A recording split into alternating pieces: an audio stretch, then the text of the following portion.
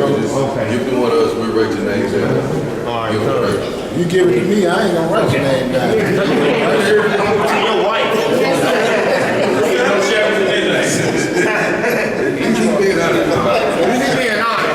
Shabbat Shalom, family. How y'all doing on this Shabbat day? Alright, before we get class started today, you know, the week been spectacular, been a whole lot of stuff going down. Anybody got anything to talk about? Some information to share, any questions, anything on your heart, mind, soul?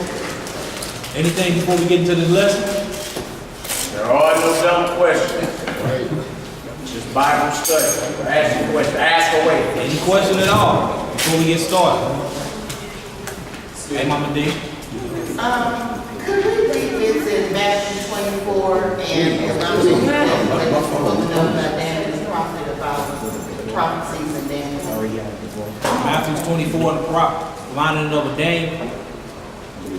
And then what was yours?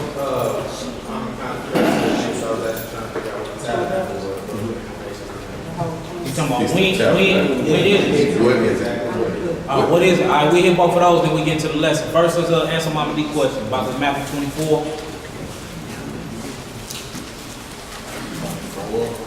Second Ezra.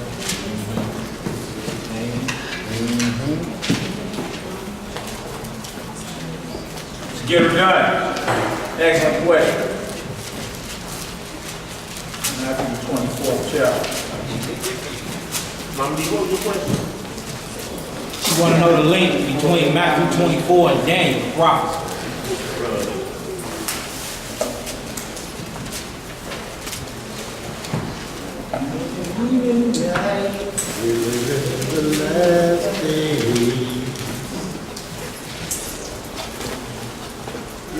We got to go to Matthew 24, start at verse 1. Done. Dive on into this since we live in nose deep within these times. You understand? Let's get her done. See what a cookie crumb. Matthew 24th chapter. Matthew 24, verse 1.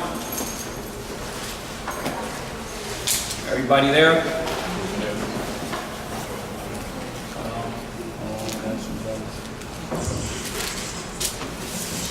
Terrible for us, I don't know.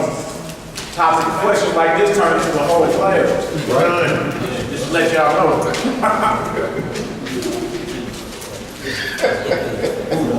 Hey, boy, Let's hit the roof. Get her done. Matthew 24, verse 1. And Jesus went out and departed from the temple, and his disciples came to him for to show him the building of the temple. And Jesus said unto them, Say ye not all these things? See ye not all these things? Verily I say unto you, there shall not be left here one stone upon another that shall not be thrown down. Who know the history behind what's going on right here? Matthew 24. Messiah finished rebuking the Pharisees in Matthew 23. A lot of his showdowns went down in the temple, or on the temple ground, if you want to call it that, not in the sanctuary, but where everybody would meet at on the Temple Mount. A lot of his discourses, a lot of his arguments he was having with the religious leaders went down right on the Temple Mount. All right? The temple in Jerusalem. If you know anything about history and what's going on right now, that temple is not standing anymore. It was ransacked by the Romans around 70 AD. All right, so this is before 70 AD because the temple was still standing. And he tell them, they bragging to him about how beautiful the temple is. How beautiful, look at the structures. Look at how it's laid, look at the architecture. All right, he said, well, y'all see these things, it won't be a stone that's not thrown down. It won't be, in other words, this whole thing that you bragging on, how beautiful it looks, it's all coming down. It's all coming down. All right, let's read it, bro. And as he sat upon the Mount of Olives, the disciples came unto him privately, saying, Tell us when shall these things be, and what shall be the sign of thy coming, and of the end of the world? The first question was when these things go out, when the temple won't be thrown down, and what's going to be the sign of your coming and the end of this age, or the end king of the world. Alright, come on, Hebrew. And Yahweh answered and said unto them, take heed that no man deceive you. For many shall come in my name, saying, I am Christ, and shall deceive many. So first thing he gave us, he said, what? Watch the deception. Yep. Watch out. That's the first thing he gave us. Make sure you're not deceived. So if you deceive, it's on you. It ain't really as much on the person that's deceiving you, because he said, look, take heed. In other words, pay attention. Make sure you're not deceived out here. Deception is not nothing that you just sneeze at and sweep up under the rug. You were deceived for a reason. There's an ulterior motive behind you being deceived. All right, let's read it, bro. And you shall hear of wars and rumors of wars. See that ye be not troubled, for all these things must come to pass, but the end is not yet. Yeah, so you're going to hear about wars and rumors of wars. You can relate to that right now, can't you? Right. Donald Trump. North Korea bets not. He actually said bets not. Bets not. I said, Trump, get the ghetto fabulous on. Get hip. He didn't say North Korea better not. He didn't say North Korea ought not. He said it with his arms crossed and said North Korea bets not. He made one more threat. Or they would be met with fire, the likes this world has never seen. So you heard about wars and rumors of wars. Somebody will say, well, look, they've been talking about wars. They've been talking about it, right? But in this day and age, it's back to back to back. It ain't just wars you're hearing about. It ain't just natural disasters you're hearing about. It ain't just plagues. It ain't just people getting microchipped. You're hearing about all this stuff back to back to back. On top of that, you living in the only age where man can destroy the world 100 times over via nuclear bombs, nuclear capability. See what I'm saying? So make no mistake about it, even though this went down, this conversation went down 2,000 years ago. Living today should make you even more inferior to get your life right. You understand? Because this is still a time that's in front of us, even though we right at the door. Even though we're seeing these things pop on a random basis. Look, this should make you want to get your house in order more now than ever. You understand? When Donald Trump could drop a bomb called Moab. Moab is in the Bible. When he dropped a bomb called Moab, meaning the mother of all bombs, on a cave in Afghanistan, and they get up and eat his meat and eggs in the morning like nothing happened. Right. You know what time it is. Don't play yourself. When they got missiles called Hellfire missiles that they dropping on so-called terrorists and melting them, you know what time you in. So the first thing is don't be deceived. You're going to hear about wars and rumors of wars. Don't be troubled. This is just the beginning. Everybody should about August 21st, the so-called solar eclipse is about to sweep across America, yeah. But it's just the beginning. What you mean? The world ain't over in a couple days. It's just the beginning. Let's read, bro. Verse 7. Yeah. For nation shall rise against nation, and kingdom against kingdoms. And there shall be famines, and pestilence, and earthquakes in diverse places. Y'all get on. If y'all want to know how many earthquakes crack every day, U.S. Geological Survey. I'll type it up here. U.S. Geological Survey. You can type in earthquakes that happened this week, the last 2 weeks, the last month, the last year. Blow your mind how many earthquakes happen every day. Because you have no clue about it. So what he was saying 2,000 years ago, when you live it, it's all in the matter if you just gonna pay attention. You know, you may be caught up in trying to keep up with the Joneses or something. You know, trying to make it in life, but not trying to make it to the kingdom. Right. You wasting your time. We living in these days that the Son of God prophesied about 2,000 years ago. Straight up. We in them times. And what's so ironic is we under the same peace. That was Rome that was ruling these. Right. America ain't nothing but an extension of Rome. America is Great Britain's baby, which is an extension of Rome. Same policy, Senate, they all of them have a Senate. Don't you got a Senate? Rome had a Capitol lying hill. Don't you got Capitol Hill where the lawmakers meet up and form policy? Rome had a two-party caste system. The plebeians and patricians. Some of you Negroes, Republicans, and there's Republicans, Democrats. It's the same exact thing. Route 66, the main highway in America. Rome had a way called Appian's Way. Rome had all the Colosseum sports. So as Rome was crumbling, you would take your mind off of what was inevitable. This nation is crumbling. Life as you know it is coming to an abrupt halt. But to take your mind off of it, you watch sports. Same thing Rome was doing. So let's keep reading. We under the same beast, in other words. The same exact power structure the Messiah was up under. We under. Yeah. Let's read, my brother. All these are the beginning of sorrows. Then shall they deliver you up to be afflicted, and shall kill you. Wow. And ye shall be hated of all nations for my name's sake. And then shall many be offended. How many shall be what? And many shall be How many offended. gonna love you for being in the truth? And many shall be offended. And they gonna be offended. Here he come again. This Bible.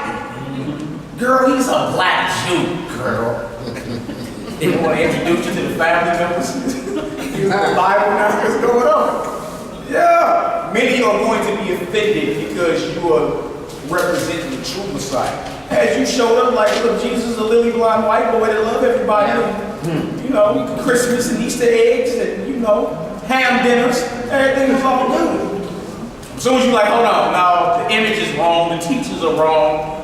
What y'all saying I am is wrong. All of this is backwards. Book right, y'all wrong. Now there's a problem. See what I'm saying? So many gonna be offended. That's part of it. Notice he said you're gonna be killed. If you believe it or not, if you believe in the return of Christ or Messiah, even if you in the Sunday church, you're deemed by your government as a terrorist.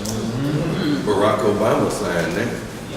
You already deemed a terrorist. Now why would you, now think about that. Why would you be deemed a terrorist because you believe in the coming of Christ's kingdom, the Messiah's kingdom? Why are you a terrorist? What makes you a threat to the establishment that's running things right now? It goes against their very establishment. You hear that? They anti-Messiah. We bring Messiah laws in, their whole economic system collapse, it crumbles. One thing about the heathen, they ain't gonna let that happen. Like gonna be something supernatural to get this heathen off his roof and shit. This is what it is. But he's just gonna, you know, wave a white flag. Okay, yeah, I give up. It doesn't work like that. War's got to kick off. Yeah. You understand? And the thing about it is, with Christ's kingdom, you read the scriptures, every knee shall bow. Every tongue shall confess. That includes the orange pervert Donald Trump. Right. That includes your president before him, Barack Hussein Obama. The Muslim. The Hamite. That includes George Whiskey Bush before him. That includes the Dope of Rome. That includes the Queen of England. Dope Fiend of England. Yeah. Everybody. So if that's the case, if you have to bow, which means to worship, and that means your very structure, your very setup, your democracy will not be ruled with nothing or making any decisions. Christ's kingdom will be a righteous dictatorship. Yeah, you can put it this way, because you're not voting to me. You can't vote with me. Are you gonna be voting? You gonna be going to the poll booths, the election booths, and I vote for the Messiah. No, he coming back to take what's his. And he coming with an army because you gotta show force. See what I'm saying? You gotta be able to speak people's language in order for you to take something over. Right? You can't take China over speaking Spanish. You can't drop this beast saying, come on, guys. You're dealing with the champion of murder. So the Messiah has to show back up with the greatest army in existence to let everybody know you ain't talking about nothing. Get down or lay down. That's what's coming. So if you believe in the coming of his kingdom, that makes you a threat to this establishment. Because this establishment won't be a close number two. This, Russia, North Korea, they ain't talking about that anyway. Japan, China, nobody. So believe that, so you're going to be hated. There's laws on the books that if you speak of certain things, if you speak in the Bible, once they start executing these laws, it's considered hate speech. You know what I'm saying? A lot of brothers street teach you that too. You got the streets teach you whatever right now, you can get that off. But they got laws on the books where the Bible is hate speech now. So if you was to tell somebody that was living an adverse lifestyle, like, look, most I ain't down with Leroy and Hank rolling around in bed. Repent before judgment comes. If he got offended a certain way, he can go tell the authorities, I'm going to lock you up. That's where we at. So when you hear about being killed, about being persecuted, about many being offended, you already living in the time. It started with the disciples 2,000 years ago. Amongst their own nation, they was getting stoned, hung, getting sold out to the Romans, nailed on the crosses, and it continues all the way to this very day because we hold the same testimony. All right, what else to say, y'all? Matthew 24, verse 10. Yes, sir. And then shall many be offended, and shall betray one another, and shall hate one another. And many false prophets shall rise, and shall deceive many. Deceive a few. And deceive many. So if you're looking for the biggest numbers, you know what I'm saying? Like, you know, y'all don't got no mega church. Why won't we listen to y'all? If you're looking for numbers over quality, you done missed it again. Many it's gonna be many false prophets in the last days. That's gonna deceive many. That's majority. Right? The biggest religion on the planet is what? Christianity. Or the Roman Catholicism, under the guide, under the tutorship and the rulership of who? The Pope. No matter what branch you're talking about, that's the Pope that run that. That's the biggest religion on the planet. Even Islam was created out of the Roman Catholic whole system. That's the second largest religion. You got the Catholics, then you got the Muslims. Right? Who know the fastest growing religion in America? Wicca. That's that religion for witches. Yep. That's the fastest growing religion in North America. You see? Let's get it, people. What else to say? Verse 12. Yeah. And because iniquity shall abound, the love of many shall wax cold. The love of who? The love of many shall wax cold. What's iniquity? You know. Sin is the end thing now. It's not the end thing to be righteous and down for the Most High. Keeping His commandments to the best of your ability. Repenting, leaving your former life behind and pushing forward toward that. That's not the end thing to do. The end thing to do is to kill that brother right there. Slander that sister right there. See what I'm saying? That's iniquity. So if iniquity is abounding in the love of many, ain't no love out here. Y'all been seeing Burgess talking about a video, these brothers watched the brother drown. What was that, last week? You were telling me already? Yeah. Express yourself, brother. It was it's a brother. I don't know where they were. He was out in the middle of a little pond, but he was drowning. He was going up and down, and there was these three brothers on the side. You could hear them talking, and they were like, you know, you gonna drink all the beer, nigga, pass the blood. They said, nigga drowning over there, he drowning, he going down again. And they laughing at the dude, they watching it happen. Three brothers, I mean, if it's us, we know that's our brother, we gotta do what we can to help him. They didn't even want to dial 911, they filming it happen. And then he went down the last time, they all like, R.I.P. nigga, he dead now. And then when he didn't come back up, they were like, damn dog, he is dead for real. But I mean, iniquity, it abound in the love of many, they wax cold, because how can you watch something? I mean, it went on like 2 minutes or something. I don't know if any of y'all saw it, man, but it was on Daily Mail. Wasn't that the Daily Mail? Yeah, I keep confirming with my real, you know, that's my information. Yeah, I saw it the other day, man. It hurt my heart, man, for real. I couldn't watch it twice. I watched it once. Because, I mean, it was just, they were sitting on the side in the park, and old boy was out there yelling, and he was yelling out for him, and they watching this dude, man. There's three of them, and there's one of him. Somebody could have done something, but they were like, oh man, you shouldn't have went out there, man. What you doing out there? You gonna die. And then he died. Wow. And then they were like, damn, do we call 911? You mean you didn't? It's just, I mean, but you know, I see it's a bed set up on Martin Luther King now, and I saw people sleeping on it, on the sidewalk. They got a bike out there, they got a little trash, hey, as of the days of Noah, people on the sidewalk, so you know, if they sleeping there in the broad daylight, in the midnight hour, they might be, you know, handling some business up on there, because Martin Luther King, you know what I mean? So, think about it, man, and ain't nobody really tripping off the fact that the chip is here, man. I mean, these things are coming to fruition in our lifetime. You know, so everybody might be so caught up in saving some bread to get this new whip or to get that. Get your house in order, man. We can't stop this thing, but we can prepare ourselves, man. I'm trying to get to the kingdom. I'm trying to take her with me and my daughters, but you know, I can't stop trying to get there myself to wait for them. Right. So we all got to get our own houses in order because the time is at hand. Say that in Revelation 1-3. Good, bro. You know, that's what it is.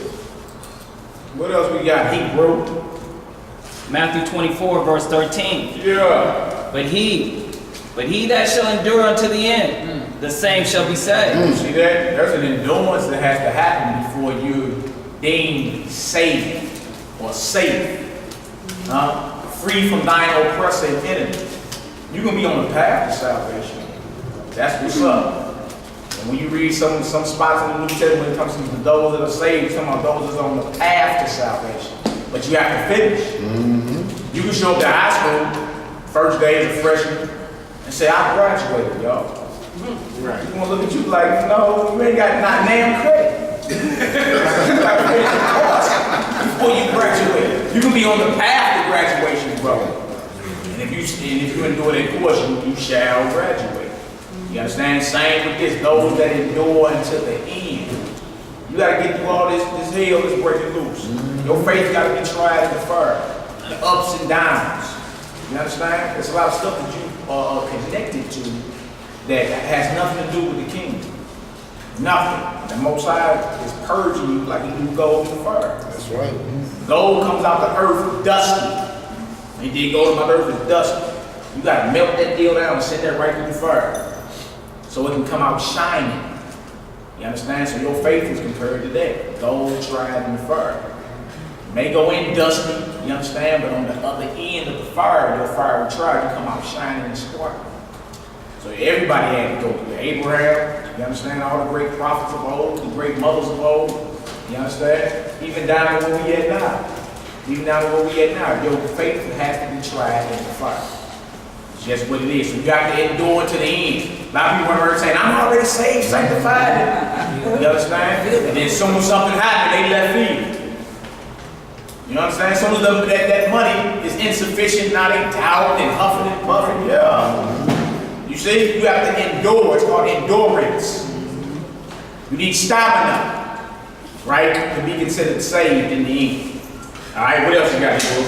And this gospel of the kingdom shall be preached in all the world for a witness unto all nations. And then shall the end. Now, and with the advent of the internet, you can really see that happening in this age. Feel me? They got an internet signal over in the Amazon rainforest. We talking about that last week. In this age, you can see the gospel being preached in all the world. 4 corners. What about the barbarian in the backwoods swinging from a vine with a loincloth on? He got iPhone.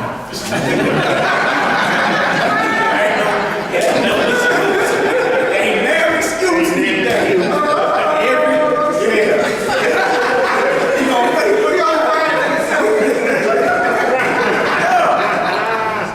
So even though this conversation went down 2,000 years ago, don't look at it as if it was fulfilled in the next breath. The Most High put prophecy out there, and then history has to happen. Time has to go by before it's fulfilled. You see, somebody would say, well, this already happened. Well, where the kingdom of heaven at? When did Christ rule for 1,000 years? What a resurrection of the dead. What a regathering of Israel. There's so much stuff got to happen, man. Feel me? Antichrist got to be with this. So you saying all this done happened already? You sadly mistaken again. And then why the devil ain't locked up and destroyed? You know the devil loose on the earth. That don't take a rocket scientist to defeat that. So even though he said this 2,000 years ago, you living in it now. More and more every day. All right, what else you say, Hebrew? Matthew 24, verse 15. Yeah. When ye therefore shall see the abomination of desolation, spoken of by Daniel the prophet, standing in the holy place, whoso readeth, let him understand. Now what was Daniel? He said it was by Daniel the prophet. Yeah. So Messiah was dealing with the Old Testament. And some people say, oh, that's the Old Testament. We don't deal with that anymore. Well, what the Messiah was dealing with it for? Something Daniel saw that we need to go back and read so we can familiarize ourselves with what's going on. Remember earlier we said we're living under the same beast. Daniel had a prophecy of all the coming kingdoms. You know what I'm saying? All the coming kingdoms. When you go back and read that Daniel chapter 7, chapter 8, chapter 9, about the coming kingdom from where he was in Babylon. From Babylon to Persia to Greece down to that Roman Empire. Daniel had a vision of it. You see? So hold y'all spot there. Go to Daniel 9 real quick. Daniel 9, 2 verses. Daniel 9.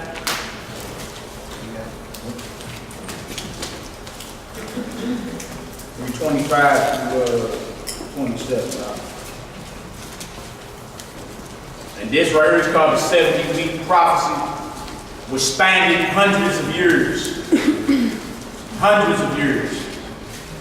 This is another class in itself as well, so you're not going to be able to get into all that today. I'm just going to show y'all a few things that happened from the time when our people went into captivity in Babylon, the time the Messiah was anointed, crucified, and the Roman Empire poured into Jerusalem and emptied it out because the overspread of abomination. All right, so Daniel 9, start at 25, right? Daniel 9, verse 25. Start at 24. Verse 24. That's right. 70 weeks are determined upon thy people and upon thy holy city to finish the transgression. To do what? To finish the So transgression. the 70 weeks are determined. This is the angel telling Daniel about, Daniel asked the Most High, when is all this going to be over with? So he says 70 weeks.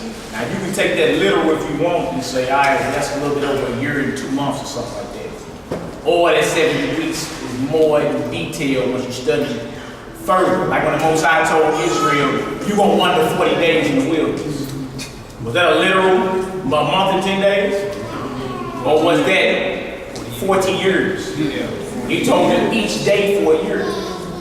So when you apply that process to this right here, you see actually how long this 70 weeks actually was. And then when you bring it in together with history, from the rebuilding of Jerusalem to what kingdoms came and all that, and then when the Messiah was anointed, didn't cut off, it all started making sense. All right, let's read though, bro. And to make an end of sins. And to make reconciliation for iniquity. And to bring in everlasting righteousness. And to seal up the vision and prophecy. And to anoint the most holy. All that in 70 weeks, 70 prophetic weeks. You see what it said? It said right here, upon thy people and upon thy holy city, which was Jerusalem, to finish transgression. And to make an end of sins, to make reconciliation for iniquity, to bring in everlasting righteousness, and to seal up the vision and prophecy, and to anoint the most holy. All that within 70 prophetic weeks. Let's keep reading, bro. Know therefore and understand that from the going forth of the commandment to restore and to build Jerusalem unto the Messiah. The who? Unto the Messiah. The Messiah, huh? I thought y'all said he wasn't nowhere in the Old Testament. Yeah, we got a problem. We're currently in dialogue with some Hebrews that claim they don't believe in the Messiah. You know, well, who is this right here talking? Who is this? Until the coming of the Messiah. Go ahead, Hebrew. The prince shall be 7 weeks. And 62 weeks. So 7 weeks and then 60 and 2 more weeks. 62 plus 7 is 69 weeks. Prophetic, that is, though. Come on, Hebrew. The street shall be built again, and the wall, even in troublous times. So remember, Daniel's in captivity. He asked him when Jerusalem going to be rebuilt again. Right? The temple was destroyed. So he's asking the Most High, when is all this when we going to get our glory back? And he let it be known. Well, look, from the going forth to rebuild and restore Jerusalem until the coming of the Messiah, he gave him a time frame. So this amount of time, right? It's going to be built again even in troublous times. Let's read it, bro. And after 62 weeks shall the Messiah be cut off. Shall the Messiah be who? Shall the Messiah be cut off. That's the Messiah being crucified right there. Shall he be cut off? Come on, Hebrew. but not for But himself. not for who? But not for So he himself. won't be cut off for nothing he did. Remember, it tell you he was wounded for our transgressions. He won't be cut off for nothing he did. He never did anything against his father. Let's read, my brother. And the people of the prince shall come, and the people of the prince that shall come shall destroy the city and the Now, sanctuary. after the Messiah was crucified, all you got to do is know a little bit of history. After he was crucified, what people came and destroyed the sanctuary in the city? The Romans.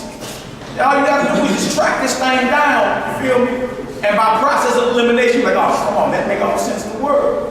The Romans, the very same Romans beat you up under right now. Make no mistake about it. All right, let's read, bro. And the end thereof shall be with the flood. A flood, not water flood, but the Roman armies flooded out Jerusalem when they came up in there. They didn't spare nobody. Nobody. Right? Killing women, children, men, all type of matters. That history is in the back. Real Josephus there. He told you Josephus. You got it. You can find all that history in the back of this book right here. That book right there, Flavius Josephus right there, details blow by blow what happened when the Romans ransacked Jerusalem. It was a 7-year war. And you see exactly what's prophesied, that was prophesied to happen, happened in detail. Let me finish, y'all. Come on, Hebrew. And unto the end of the war, desolations are determined. Until the end of the war, desolations are determined. Well, we still at war. The war ain't over, and Jerusalem lies desolate. It does. You ain't there. Your temple ain't there. You ain't there keeping the feast days and holy days of the Most High. Impostors are in your land. So until the end of that war, desolations are determined. Y'all sit down. Come on, Hebrew. And he shall confirm the covenant with many for 1 week. And in the midst of the week he shall cause the sacrifice and the oblation to cease. Now for a week, right? Half of a week is what? 3.5 days. 3.5 days. Messiah's ministry was 3.5 years. Now again, he told Israel, you're going to wander in the wilderness for 40 days, but he told them, don't become each day for a year. So each day is a year, and it's 7 days in a week. That week represents 7 years. And half 7 years is 3.5 years. You see, it lined right up. And it said he shall cause the, what to cease? He shall cause the sacrifice and the oblation to cease. You ain't been sacrificing for no animals for your sins since. You ain't sacrificed no turtle dove or no bullock for your sins since he gave up his ghost on that cross. You see? Remember when he gave up the ghost, the veil in the temple ripped. Who went behind the veil? The high priest every year to atone for sins. You see? So when he gave up, when he died on the execution stake, that ended that whole order of you going to offer for your sins. So in the midst of the week, read that again, Hebrew. And he shall confirm the covenant with many for 1 week. And in the midst of the week he shall cause the sacrifice and the oblations to cease. And for the overspreading of abominations he shall make it desolate. He shall make it what? He shall make it desolate. Yeah. Even until the consummation. So it's going to be desolate from the time it go down until the time of the redemption. Until the time everything is redeemed. And look, we still ain't been redeemed. Rome still ain't been built back up and given us glory. See, so he was talking about a time span. He wasn't talking about just a few weeks. He wasn't talking about a few days or a few years back then. He was going from the time Jerusalem got emptied out by the Romans and to the time the Messiah returned and regather Eves and get a glory back to who it belonged to. Until the end, desolations are returned. All right, let's read Hebrew. And that determined shall be poured upon the desolate. That's right. So when you go back to Matthew 24, go back there real quick, Matthew 24, the Messiah was going into the setup of a system. The setup of a system that not only put him to death, you understand, but to this very day is persecuting his chosen ones. Right? You still in Rome. This is just an extension of Rome. That's all it is. When you get to Daniel 7 chapter, you're going to see Daniel had a vision of all the coming kingdoms and what was going to happen. And that last beast was the worst of all. That's where you at now. Don't nothing get worse than where you at now. You see? So he was prophesying about a system that started when Jerusalem started with his crucifixion. Right. There was a system came into play there that not only got in him, got in all his followers. Why you think he told all of us, get up out of there? When you see this happening, you better flee. Better get up out of there. How you think most of us got down to West Africa? We ran from Jerusalem, running from who? The Romans. You understand? And only those that took heed to what he said, seen them setting up shop and said, look, I'm out of here. I'm out of here. Them Romans out there setting up shop, waving, hey, how you doing? Yeah, okay. Whatever. Y'all ready to destroy this place. Right. So he said, look, when you see them starting to set up, when you see them Romans bringing in their weapons of war and all that, that's that abomination of desolation. You better get up out of there. You understand? And that's a whole system which is going to culminate with the Antichrist. Yes, sir. When the Antichrist set up, that's the end game of that abomination of desolation. That's what we're talking about right there. But understand, he's part of a system that's been running. There's many Antichrists. The mystery of iniquity already working. It's already here. You feel me? It's just when it's time for him to issue in that chip and to do whatever else he gonna do, it's gonna run on automatic. You already too connected to your cell phones. You already on Facebook. I tell everybody, go to the grocery store.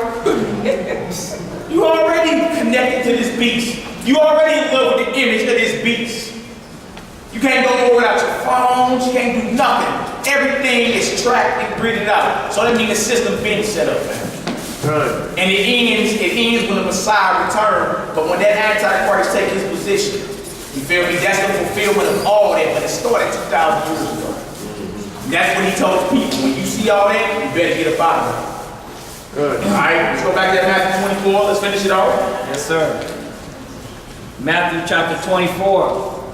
Verse 15 again. Verse 15. Yeah. When ye therefore shall see the abomination of desolations, spoken of by Daniel the prophet, stand in the holy place. Whoso readeth, let them understand. Let them understand. The holy place was the temple. They came and sacked that deal. When you see all that, come on, Hebrew. Verse 16. Yeah. Then let them which be in Judea flee into the mountains. Y'all better get up out of there. You feel me? That's what he told us back then. You see that?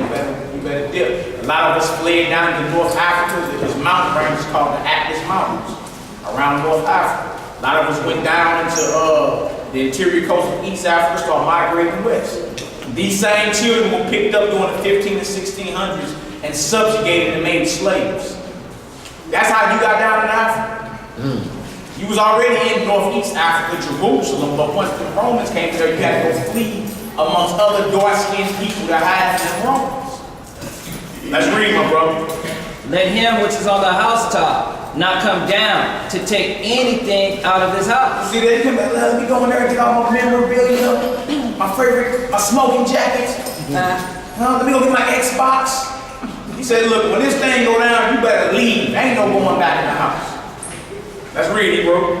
Neither let him which is in the field return back to take his clothes. Yeah. And woe unto them that are with child, and to them that give suck in those days. Yeah, it's gonna be hard. When the day was hitting back in, it was hard for you. You got you a newborn baby. And them Romans don't care nothing about you or your God. You understand? They're to kill you. They don't care nothing about you serving God, Abraham, Isaac, and Jacob. The children of these Roman beasts are in the earth today. You looking for the New World Order. You're looking for the Rothschilds to take over. You're looking for the mark of the beast. It's the same system. Right? So when New World Order and they come in unarmed America, what you think they're gonna be? Hold on, time out, wait. Let me go back home. No, you gotta prepare your family now for what's coming, man. Because the same thing happened then gonna happen again. Right. It tells you in the book of 2nd Ezra, the Most High's judgment is like a ring. He requires what passed. What happened in the past is gonna happen in the future. You ain't ducking. Let's read it, bro. A couple more, we gonna, But pray ye that your flight be not in the winter, neither on the Sabbath day. Wow. For then shall be great tribulation, such as was not since the beginning of the world to this time. No, nor ever shall be. Greatest tribulation. You see that? Worst times on earth. You know, and they thought the same thing when Jerusalem was falling back then. Can you imagine how horrible it's going to be now? Remember, he said, upon thy people and thy holy city. Because you and your city are one. So the same thing is going to happen. They got the New World Order, all the FEMA regulations. They got all these executive orders on the book. What you think they got all that for? Just so you can read that and, you know, ooh, I know they got executive order 1109. Now, look, that's scary because soon somebody going to execute. Worst times ever is coming. Let's read it, bro. And except those days should be shortened, there should no flesh be saved. Wow. But for the elect's sake, those days shall be shortened. You see? He said, unless those days be shortened, no flesh will be saved. That's how you know he talk about these days. Because look, every day they got nuclear weapons now. They can destroy the world 100 times over. Russia got a bomb called Satan. They walk out of Texas. Yeah. Say it again, bro. Bomb called Satan 2. Wipe out Texas. Satan 2. It's called Satan 2. Russia. They got Satan 2 missiles, Moab bombs, Hellfire missiles. All they bombs being named after the Bible. Yeah. Even the heat wave in Europe this last week. Heat wave Lusa. Yeah. They know what time it is. 150 in the shade. Come on, bro. And not to change it, but just use some biblical things. So apparently a bunch of our congressmen and senators were in Cuba doing some, I guess working with the Cuban government. And they have, since they've been returned home, they've been complaining that they've been having extreme headaches and been having forgetful moments. They losing time. They don't know what they're doing during that time. So they're blaming it on acoustic weapons. They said they were pushed to go to a lot of parties where they were playing a lot of Cuban music, and they're blaming it on the acoustics from the music to mess with their brain. Oh man, that's what the lesson's about. Let's finish this off. Then read on down to like 32. And that's it. 35. Let's get it, bro. Yes, sir. Verse 23, Matthew 24, verse 23. Then if any man shall say unto you, Lo, here is Christ, or there, believe it not. For there shall arise false Christs and false prophets, and shall show great signs and wonders, insomuch that if it were possible, they shall deceive the very elect. And there's many of them in this hour, y'all. Don't get it twisted. Many in this hour. Even those of the Hebrew persuasion. Yeah. There's a boy running around with a bed sheet in New York claiming he's the Holy Spirit. Yeah. He had an action figure dial made of himself. And then sued the company because the dial was too light skinned. Nah, they ain't locked in. I mean, he about to get locked up. It's all over for the SHALOM. Investigation. It was another Negro down in Florida years ago. He dead now. Q-Line Mitchell Jr. called himself Yahweh ben Yahweh. God, son of God. He blasphemed into the Most High with him in the grave. There was another boy living over in the desert, Israel. Damona, Israel. Dunghill, Israel. Over there. Ben Ami Carter, the bus driver from Chicago. He started saying he was not only the son of God, but he was God himself. Well, he's dead now. You see? So he said 2,000 years ago, many was going to come. Many was going to act like they was me, but they not. All right, let's read Hebrew. Behold, I have told you before. Wherefore, if they shall say unto you, Behold, he is in the desert, go not forth. Ben Ami was in the desert. That's Benjamin Carter from the south side of Chicago, who used to work for the Chicago Transit Authority. He moved them to the desert. Then he took all the Bibles away from them. We know brothers that was under him for a minute. They weren't even allowed to read the Bible. Because that way they gave him away. That's a temple. Hold on, let's say in the desert. No, what are we doing in the desert? Now, the whole horse and pony show when it came tumbling down. What else, bro? Behold, he is in the secret chambers.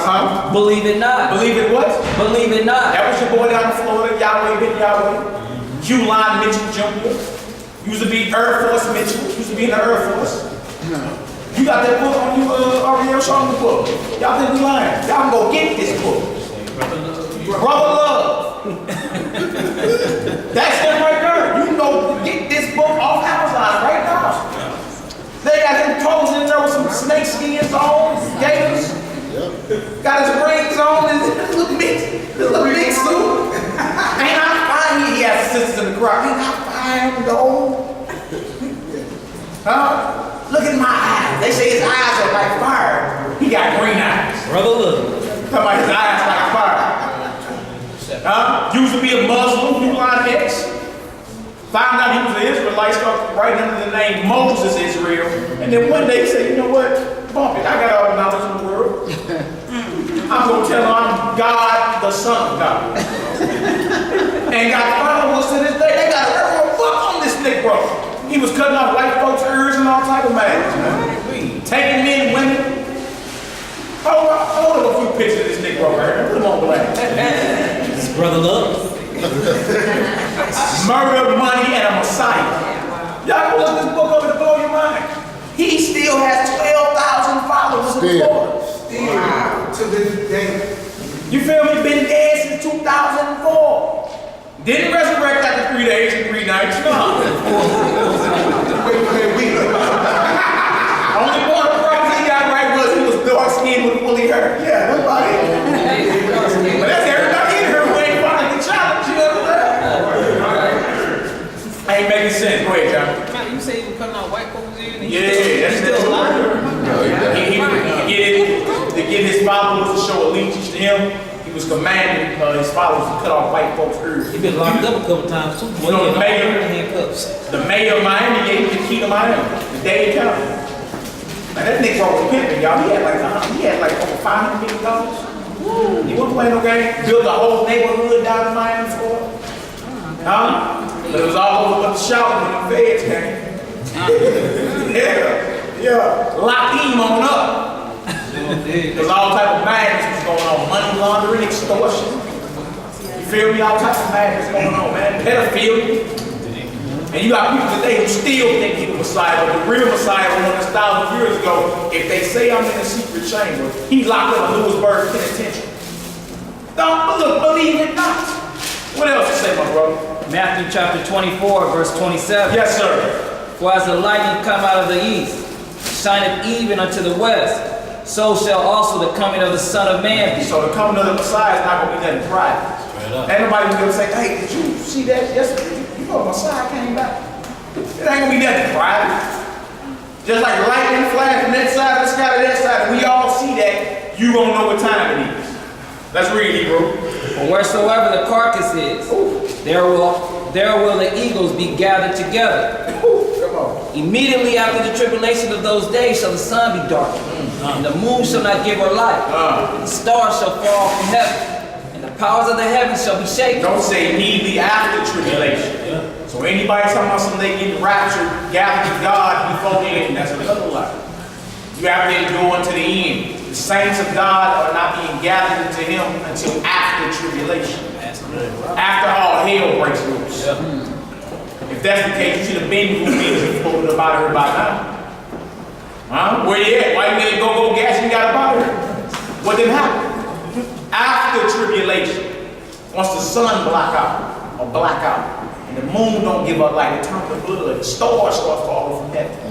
So anybody tell y'all ain't the Messiah, and that sun beaming down on top of your head, what do you call him?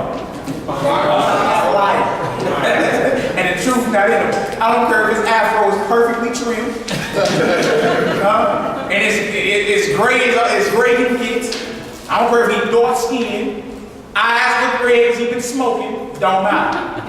Don't matter. If that sun beaming down on the top of your head and that moon still there and ain't lost her light, whoever talking to you was a liar. See? Let's read it, bro. And then shall appear the sign of the Son of Man in heaven. And then shall all the tribes of the earth mourn. And they shall see the Son of Man coming in the clouds of heaven with power and great glory. The tribes of the earth go mourn. But everybody loves Jesus. What everybody mourning for? Huh? And those who talking about power and great glory. You get in the mother street, you say he coming with a heavenly host. Hosts mean army. You understand? Hitmen, soldiers, angelic powers.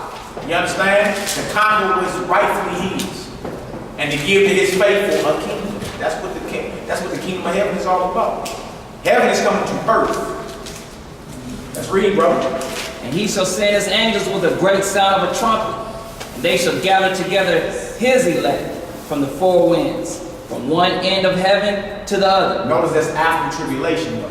They got you thinking of rapture and all that, though. Well, that's what you sent us. You sending folk. I ain't gonna see the Antichrist. Well, yeah, if you did, you won't. That's about it. But you're not growing wings before the tribulation. You're not being gathered to the Lord before tribulation. His saints are being gathered to him at his second coming. You understand? That's after tribulation. Let's read, my brother. Now learn the parable of the fig tree. When its branch is yet tender, and put it forth leaves, ye know that summer is nigh. He said 32, correct? Keep going. Keep going. So likewise ye, when ye shall see all these things, know that it is near, even at the door. That's for us. Know all these things is at the door then. You've seen it happening. You've seen North Korea and Trump and all these crazy, what they call natural disasters or whatever, of biblical proportion. They letting you know what time it is. This is written in the Bible. Yeah. Know that it's at the door. So just get yourself together.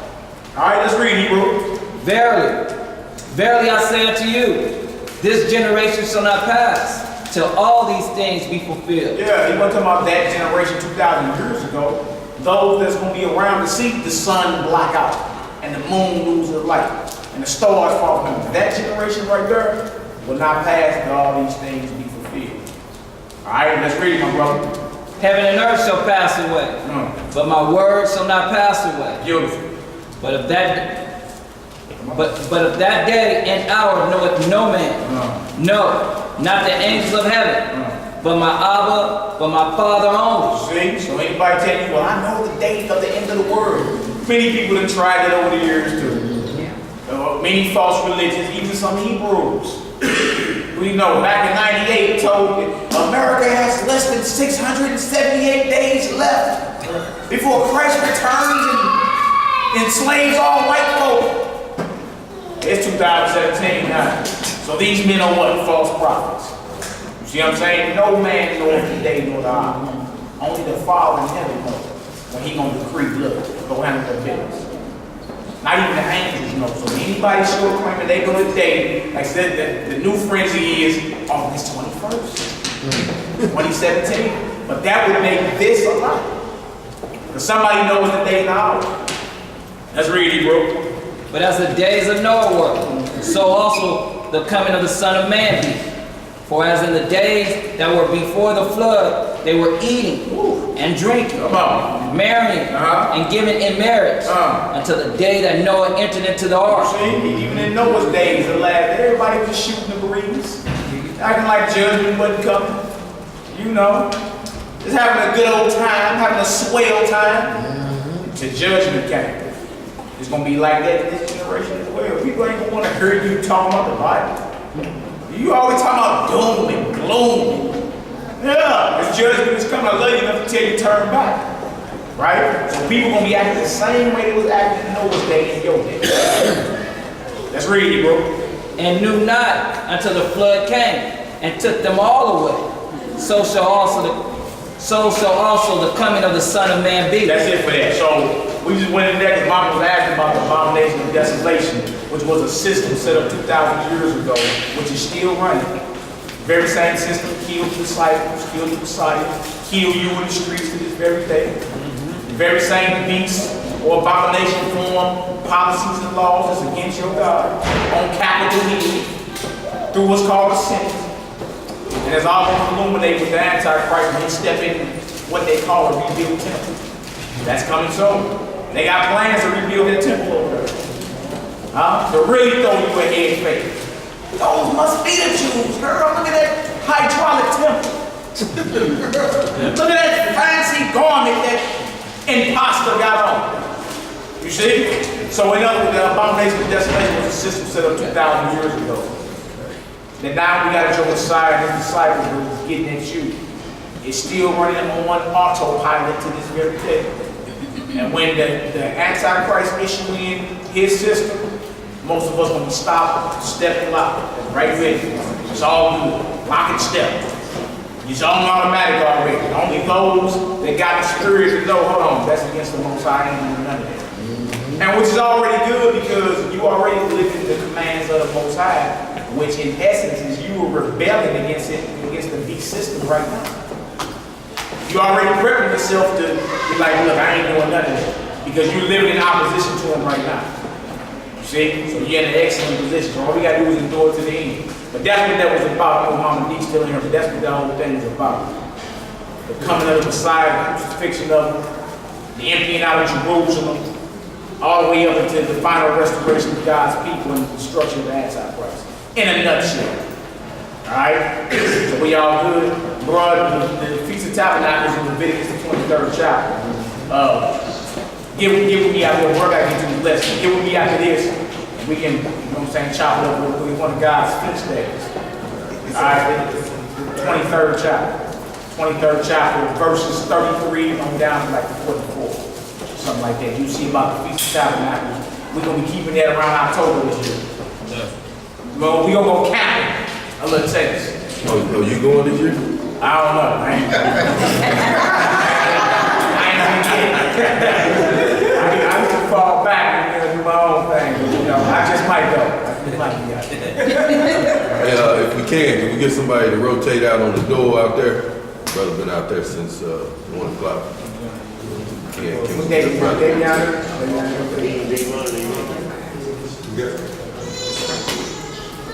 You got the little baby monitor, so you won't miss nothing.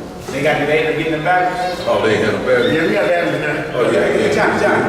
You want to hear? Go ahead. Go. Yeah, I know. Monitoring Yeah. system. Come on. He was flagging. Let's come down. So weird then. Johnny going out there, right? All right, we're going. Y'all know it took a little time. So look, today we're gonna talk about vibration. Anybody know what vibration is? Anybody? Vibration. What is vibration? Rhythm. So vibration is rhythm. So rhythm is in everything, right? So the thing about your bodies is your bodies is made of atoms. Atoms is made of protons, electrons, and neutrons. But even if you zero in on them, it goes down to something called a subparticle or atomic atom, right? If you zoom in on that, guess what all that is? Vibration is nothing. So I'm looking at you, it's because it's a lot of atoms, like millions and trillions of atoms that's stuck together that they call mass. But if you actually get a micro magnifying glass and go all the way in, it is nothing there but vibration. Meaning that your thoughts are vibration, your movement is vibration, your skin is vibration, this book I'm reading is vibration, this camera is vibration, my voice is vibration, meaning everything is living. Right? So let's do an example before we get into the lesson. Get in the studio. Say if I get in the studio, I get a dope beat, which is vibration, and I put some criminal activities on it. You know, kill a nigga, shooting in his head 5 times. You know what I'm saying? But as long as it's on a dope beat. Then I go to a club, I get a DJ this CD, and he play it, and there's 500 people in the club. They hear the beat, they hear the music, and they start nodding to this vibration. At that very point, the person, which is made of vibration, is linked to this other vibration. Now they're on what you call the same frequency. See what I'm saying? So whether you listening to it or not, if it's in the background and playing it, you still picking up the frequency. So what I'm saying is, no matter what happens, whatever you do or whatever you think, whether you know it or not, you subconsciously affect somebody else. So we're going to talk about the vibration of transgression. So if you commit a sin, you think you only hurting yourself, don't you? You know, ain't it me that committed the sin? I heard it a lot. Well, it's going to be me that burned in hell for it. But scientifically and spiritually, that's not true. Because it's a ripple effect to anything, any decision you make. An alcoholic, you think you only hurting your liver? Okay, you might only be hurting your liver, but you hurting your family. You never at home. When you is at home, you drunk as hell. You killing yourself. When you die, that's going to affect everybody around you, right? Drug addicts. heroin abusers, they kill themselves. They hurt everybody around them. They stealing to get this drug. They taking from somebody else. Any thought and decision you make affect everybody around you. It's called a vibration. You hear it all the time. What they say, don't kill my vibe. Or I'm not in the mood. You know where mood come from? That comes from something called the moon. It's a cycle of rhythm and vibration. I'm not in the mood. I'm not in the vibration to do so. So we're going to talk about that. So let's talk about sin. Because sin is a vibration. Because sin is an action, transgression against the law. You have to act to do that, right? Even if you don't do it physically, you have to think to do it, meaning you still acting. Because moving in thoughts are what? Vibration. Same thing. So let's get to it. So we're going to show how you harm yourself. We're going to show how you harm others. And we're going to show how this even affects Yahweh. It affects God. It affects Christ too. Because for our sins, Christ had to do what? He had to die on the cross. For our sins, right? So for the vibration that we put out, Christ had to give his life for it. So if Christ, which is the ultimate person that never sinned, the entity of all entities other than Yahweh, how is that going to affect your brothers and sisters? If Christ had to lay down his life for our sins, which is God in the flesh. What about human beings? How you think they being affected?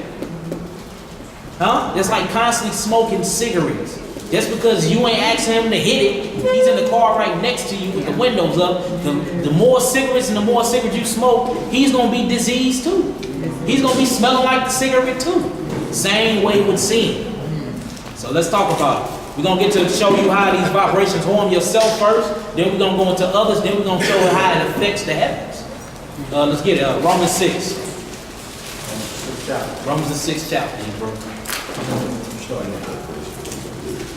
We're going to start at verse 20. Let's talk about it.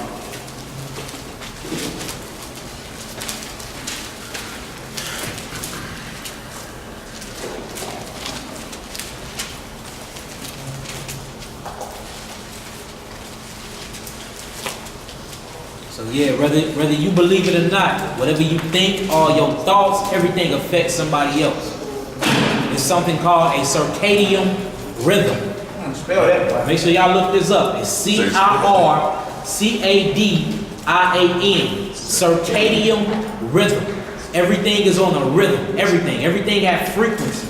So basically, say if, like, only reason why I see images of y'all is because it's something that called lights that shoots in the back of my pituitary gland that goes inside of my pineal gland and reflects off light. Inside my brain is not seeing this. What happened is your brain do something called educated guessing. So where all this mass and my brain is seeing nothing but acid and vibration. But when it comes out of the reflection of my eyes, I see what you call, this is an image. That's why they call it a reality. It's like a TV show. You see, everything we see, everything we touch, everything we do is called sensory sensing. It's all sensory. So look, my brain don't have eyes. Is it sensory sensing or the extrasensory perception? Same thing, same exact thing. It's the same thing. It's not all things are perception. That's why we can read a scripture and you get a totally different interpretation than I get, but it can be the same interpretation. You know what I'm saying? Some people call them bronze, we call them black. What's the difference? You see what I mean? So like you can't nobody look at you like how I look at you, or like we both gonna look at you, he gonna see a different person. Even though we see you, we still looking from different eyes because we have different senses. Same thing as sin. And that's why everybody get judged differently. Kind of like beauty in the eyes of the beholder. Exactly. Beauty is in the eyes of the beholder. Same thing. So we got to understand, once you really start understanding vibration and energy and talking, walking, and once you realize it's all the same thing, then you can distinct what you're doing with it. You know what I'm saying? So let's talk about it. So we're going to talk about how you physically hurt yourself, how you physically hurt others, and how you physically, well, you can't physically hurt Yahweh, he's Yahweh. How you affect the heavens by your thoughts and your decisions. Whether you doing it thinking about it or whether you physically doing it. Wow. You know what I'm saying? For every action there's a what? Reaction. Cause and effect. What goes up must come down. And it's real simple once you really get down to it. What's up, Mama? Young lady, there's a medicine called circadian for blind people. For who? And for blind people. Yeah, I bet. Just like you said, it's the rhythm. Uh-huh. Because I guess what the medicine does, it puts them to sleep at night. Yeah. And that's what circadian is. Circadian is a rhythm, right? So circadian, it happens in a 24-hour time expansion. And it's from the time the sun goes down till it comes up, but within 24 hours. But within this 24 hours, this hours is broke down to 4-hour parts. So when you're in the day, your body, your pituitary gland and your pineal gland emit something called serotonin. Serotonin is serious. It keeps you up. It keeps you focused. This only reacts to light. Then when you go on to sleep, you produce something called melatonin. It makes you mellow. This reacts to light and to darkness, right? So all of this consists in your circadian rhythm. But inside the circadian rhythm, it's called hertz. Your body reacts to certain things. So say if you eat a fruit. If I eat an apple and he eat a piece of chicken, my apple have a certain type of circadian rhythm to it, and it's going to be at a 75 hertz. He eat a piece of chicken, a dead piece of meat with blood in it, right? It's going to automatically be at 25 hertz.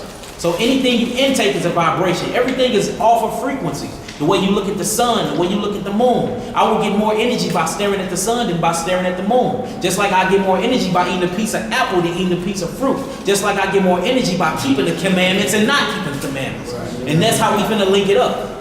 Everything you do, everything you do and think affects you and others. And it's all by frequency. Even the way he created the world when he spoke. When God spoke, he said, let there be what? Light. Let there be Christ. These are vibrations. That created more vibrations, that created more vibrations. That makes sense of how his voice is like a sword. Yeah, and his voice is who? Christ. The ultimate vibration. Even when you get into the Hebrew letters, they all break down to vibrations and rhythms. And if you look at them, each of these Hebrew letters got their own frequency to them. And they break down into music notes. Music note B, music note D, high C, D flat, B flat. What do y'all think that is? It's numbers that's attached to these, and your body have to operate. Your body have to operate over a certain level of hertz. Your body have to be between 7 hertz and 100 hertz. Anything below 7, sickness and disease. Anything below 25 is called you're scientifically dead. Oh yes, you waking up in the morning, you walking around, but you scientifically dead because you're not connected to anything. And you have to be connected to the source. But you can't be connected to the source, which is Yahweh, if you're sinning. Because that brings on sickness and death. And it makes other people sick that's around you from your thoughts and your actions. Let's put scriptures to it though. Let's go. Let's go to Romans 6. You got a question on that? Yeah. Is it true that through vibration and rhythm, that this is where we get our sense of awareness? Yeah, exactly. The thing is, without vibration, there is no senses. Without vibration, there is no awareness. So say if I'm looking straight and he waved his hands and I see that. That's not me seeing that. That is a vibration mixed with acid, mixed with serotonin that hits my pituitary gland, that sends millions of neutrons to the back of my eyelids that emit light, and then I see the reflection. Everybody think this thing is simultaneously. You know how long it takes for him to wave his hand and for my eyes to actually see it? So in real time, it's like it's simultaneously, but it's not. Just like it took God how many thousands of years to create Earth. It sounded like it was quick, but it wasn't. So yeah, you're right. Even vibration is everything. Without vibration, there is nothing. Because vibration is living. And then I don't know if you spoke on it too, radio. Yeah. Yeah. Yeah, we're going to get into that. They had one purpose in driving around. Yeah. That's their frequency. Frequency. And just like she was saying, just like Sis was saying, they took all the people, went over there to Cuba, right? Started listening to that music. Now they came back, they forgetting stuff. What y'all think's going on here? Everything is controlled by this vibration.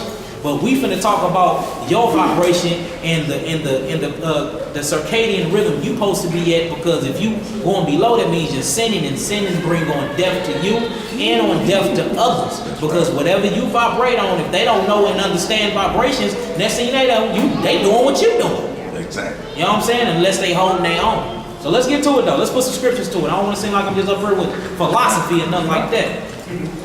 Romans 6. Starting at 20. We're going to start at 19. Yeah.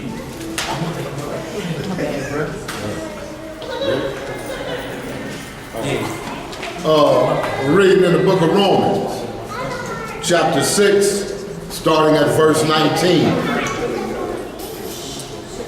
It says, I speak after the manner of men because of the infirmity of your flesh. Because the what? The infirmity of your flesh. Hear that? Because the weakness of your flesh. You know what weakness is? Weakness is part of a sickness. So he's talking about the vibration of your flesh, the circadian rhythm of your flesh, which is attached to lust, which is attached to all kind of commandment breaking. So if you actually get down into what Paul's really talking about, Paul was one of the greatest scientists ever. He really was. That's why science is actually mentioned in the Bible. It's something that you can test it, you can observe it, and then you come up with a educated conclusion. Come on. For as ye have yielded your members servants to uncleanness. You hear that? So you're weak because you yield your members servants to uncleanness, meaning you in bondage to sin. So that means you are operating, your mind is operating at a certain rhythm, a certain frequency, and obviously that has to be low because you're yielding something. That means it's another vibration that's over you. And what is this vibration that's over you? At this point, it's Satan. Meaning you're sinning, you're breaking laws. Come on. For as ye have yielded your members servants to uncleanness and to iniquity unto iniquity, even so now yield your members servants to righteousness unto holiness. You hear that? So we say renew your mind, recycle your circadian rhythm, get off the low vibrations and level up. We see it all the time. Goku, what do? Don't Goku level up? Level up. Huh? Power Rangers, what they do? Don't they level up? What they call it, morphin' time or something? They morphin'. Like whenever you get to any movies, there's always this name where they transform and become like a godlike being and have godlike ability. Anything below that, it's like they moving in sickness. They are less than a human being. All these are talking about these frequencies, these waves, these guidelines that we must operate in otherwise to get the kingdom, because we're supposed to be rehearsing and practicing for the kingdom. If I practice in wickedness all my life, then there's no place for me where? The kingdom. Because won't no wickedness be in the kingdom. So we got to find this frequency. And write this down, y'all. It's a frequency called 528 hertz. 528 hertz. It's called the love frequency. And they say that two greatest commandments is what? Fear God, keep his commandments, love him with all your heart and soul, and do what? Love your brother. And look, this frequency, when you get to this frequency, they say you operate in God-like abilities. Your memory gets sharper, you move faster, you have more detailed dreams. They call it lucid dreaming. You remember your dreams. Because when you at this frequency, when you go to sleep, your brain emits something at night called DMT. This DMT, it gives out all different colors of the rainbow, and it goes back into your pineal gland, and it connects you with these paranormal activities. You probably wake up looking at yourself laying in the bed. You're like, what's just happening? But see, your brain have to operate at a certain frequencies to be able to do these type of things. But when you sin, you bring your frequency down. Why you think they say level up? Get on my level. They say it in the music. Get on my. She's not on my level. I'm not feeling. What you mean? I'm not feeling her. Meaning my vibrational frequency is not on the same frequency as hers or his. No, I ain't feeling it. My gut telling me. What is you talking about? All these are talking about vibrations. Come on, bro. Verse 20. For when ye were the servants of sin, ye were free from righteousness. Right. What fruit had ye then in those things whereof ye are now ashamed? Come on. For the end of those things is death. So what is the direct cause of sin? Death. Remember, we talked about fruits and meats. All fruit total vibration. There's a such thing as bad fruit. Y'all don't believe me? Leave an apple on your counter for 4 days and when it's very hot and don't touch it. And then try to bite into it. It won't taste like no apple no more. Leave one of those kiwis in the refrigerator for a month or two. So we see that there's a positive and a negative to anything. That's right. A positive to a negative in anything. So if you're made of nothing but pure energy, like I said again, if I zoom in into any of y'all and keep zooming in until I can't zoom in no more, there'll be nothing but energy. Only reason why this look like mass is because all these trillions of atoms and protons and neutrons are moving and they get stuck to each other. And then they create mass. But without none of that, there is nothing but energy. Just like the heavens. So if that worked like that, and you are made of nothing but vibration, and vibration is made of positive and negative, that means you're made of what? So which one we gonna choose? And that's why he say, which one are you gonna yield your members to? The negative side or the positive side? You know what I'm saying? It's all a choice. And even choices and thoughts are what? Vibration. Everything I'm saying, write this stuff down and look it up. It'll blow your mind. It's all true. And look, the scripture constantly tell us about it. Remember, there's many different layers of this understanding scripture. If you get in the book of Enoch, he said he had over 70 gates of understanding Torah unlocked to him. That's a lot of understanding.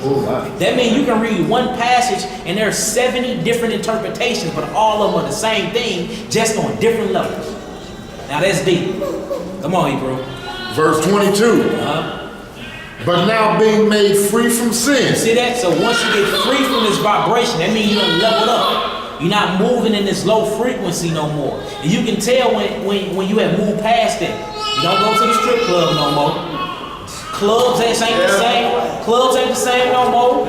You ain't couch buddy no more with your couch. You hate watching TV unless it's something that stimulates your mind. You detach. Yeah, you start getting detached from this life. You start getting detached from the flesh. That means your vibrational frequency is higher. Look, certain foods even start tasting different. Meat don't be the same. Spirit above. Exactly. Come on.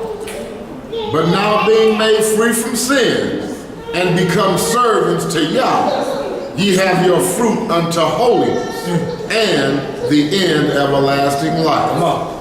For the wages of sin is death. For the wages of what? For the wages of sin is death. So for the wages of sin is your skin.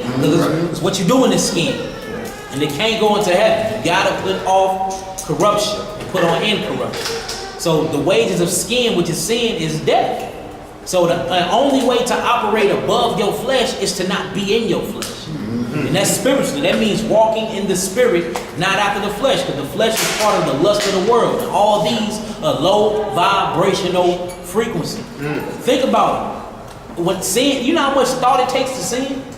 It takes a lot of thought, take a lot of practice too. And you be tired as hell. Then it's like, look, sinning is like straight drink a gallon of Hennessy by yourself and tell me how you feel in the morning. That's exactly how sin is. It takes a lot of thought, it takes a lot of work, and then it don't even feel good when you're done doing it. Because it's so low in vibration. And that's why it brings on sickness and disease. What's up, brother? When you going through that type of a change, what they call major headaches. Yeah, most definitely. Just like when you withdraw. Yeah, it's nothing. That's all it is. Nothing but withdrawal.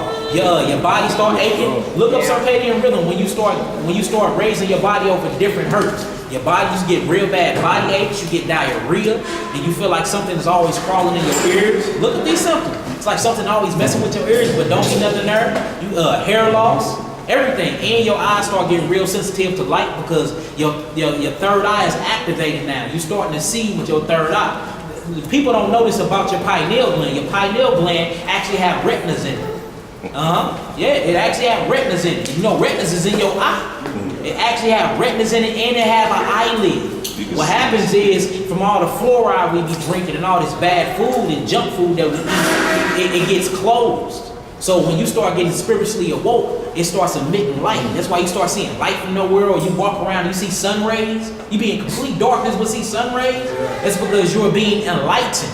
Like, this is the real stuff. It sounds like some old Hindu stuff, but this is all scripture though. No, it's gotta be true, but I thought I was losing my mind. No. Well, actually, you're right.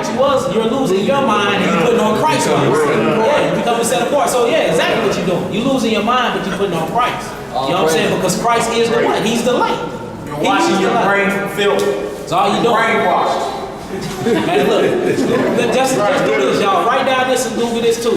Write down a calcified pineal gland. Pineal, look, it look like nothing but salt. As hard as a crystal. Now, it takes a long time to get it decalcified, but one of the main two ingredients to get it decalcified is coming into the truth and doing brain exercise or, some ganja or whatever, marijuana. You know what I'm saying? And they're one of the two main things that actually help you decalcify. Yeah? Come on, what we at, bro? We got another. I was reading something like that like 2 years ago. It was saying if you hear like random ringing in your ear, you're not sick, nothing wrong with you, but you hear ring. Because when I was a teenager, I used to hear like a lot of ringing in my ear sometimes when I be in class, and I'm like, nobody else hear me? Like, what's wrong with you? But the thing and is, you have to pull over. To this day, I yeah, still you hear different tones. You hear different tones and frequencies. But look, the crazy thing about it, you're not even hearing anything. You're actually seeing it. Your ears are connected to your nose. Your nose is connected to your mouth. Your mouth connected to your eyes.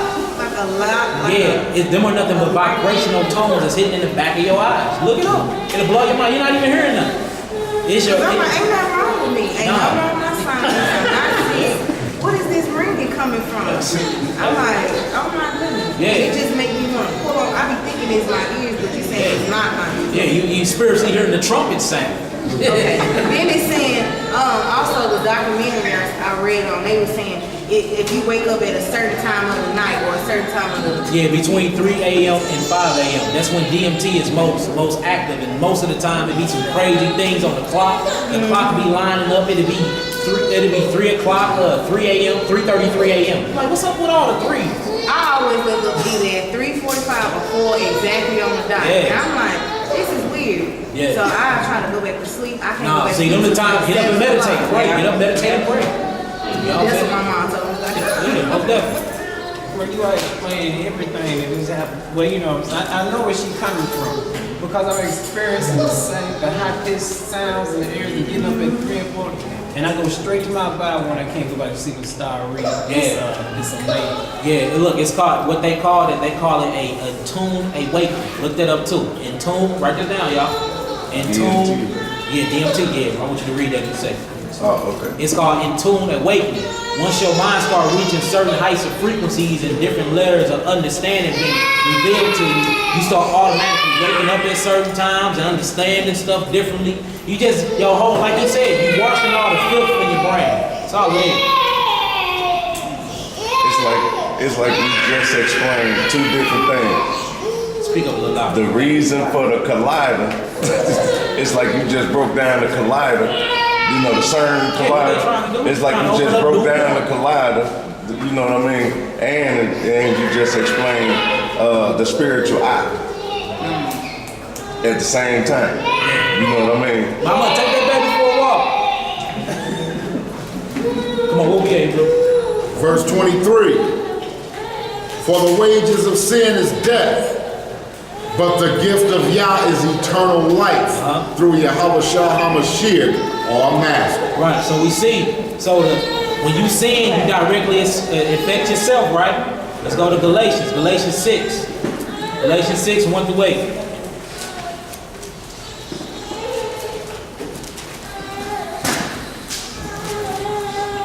Y'all understand what I'm talking about, though? Oh, yeah. All right, you know what I'm saying? So, if y'all have any questions, make sure y'all raise your hand, because I know I be sometimes talking about science.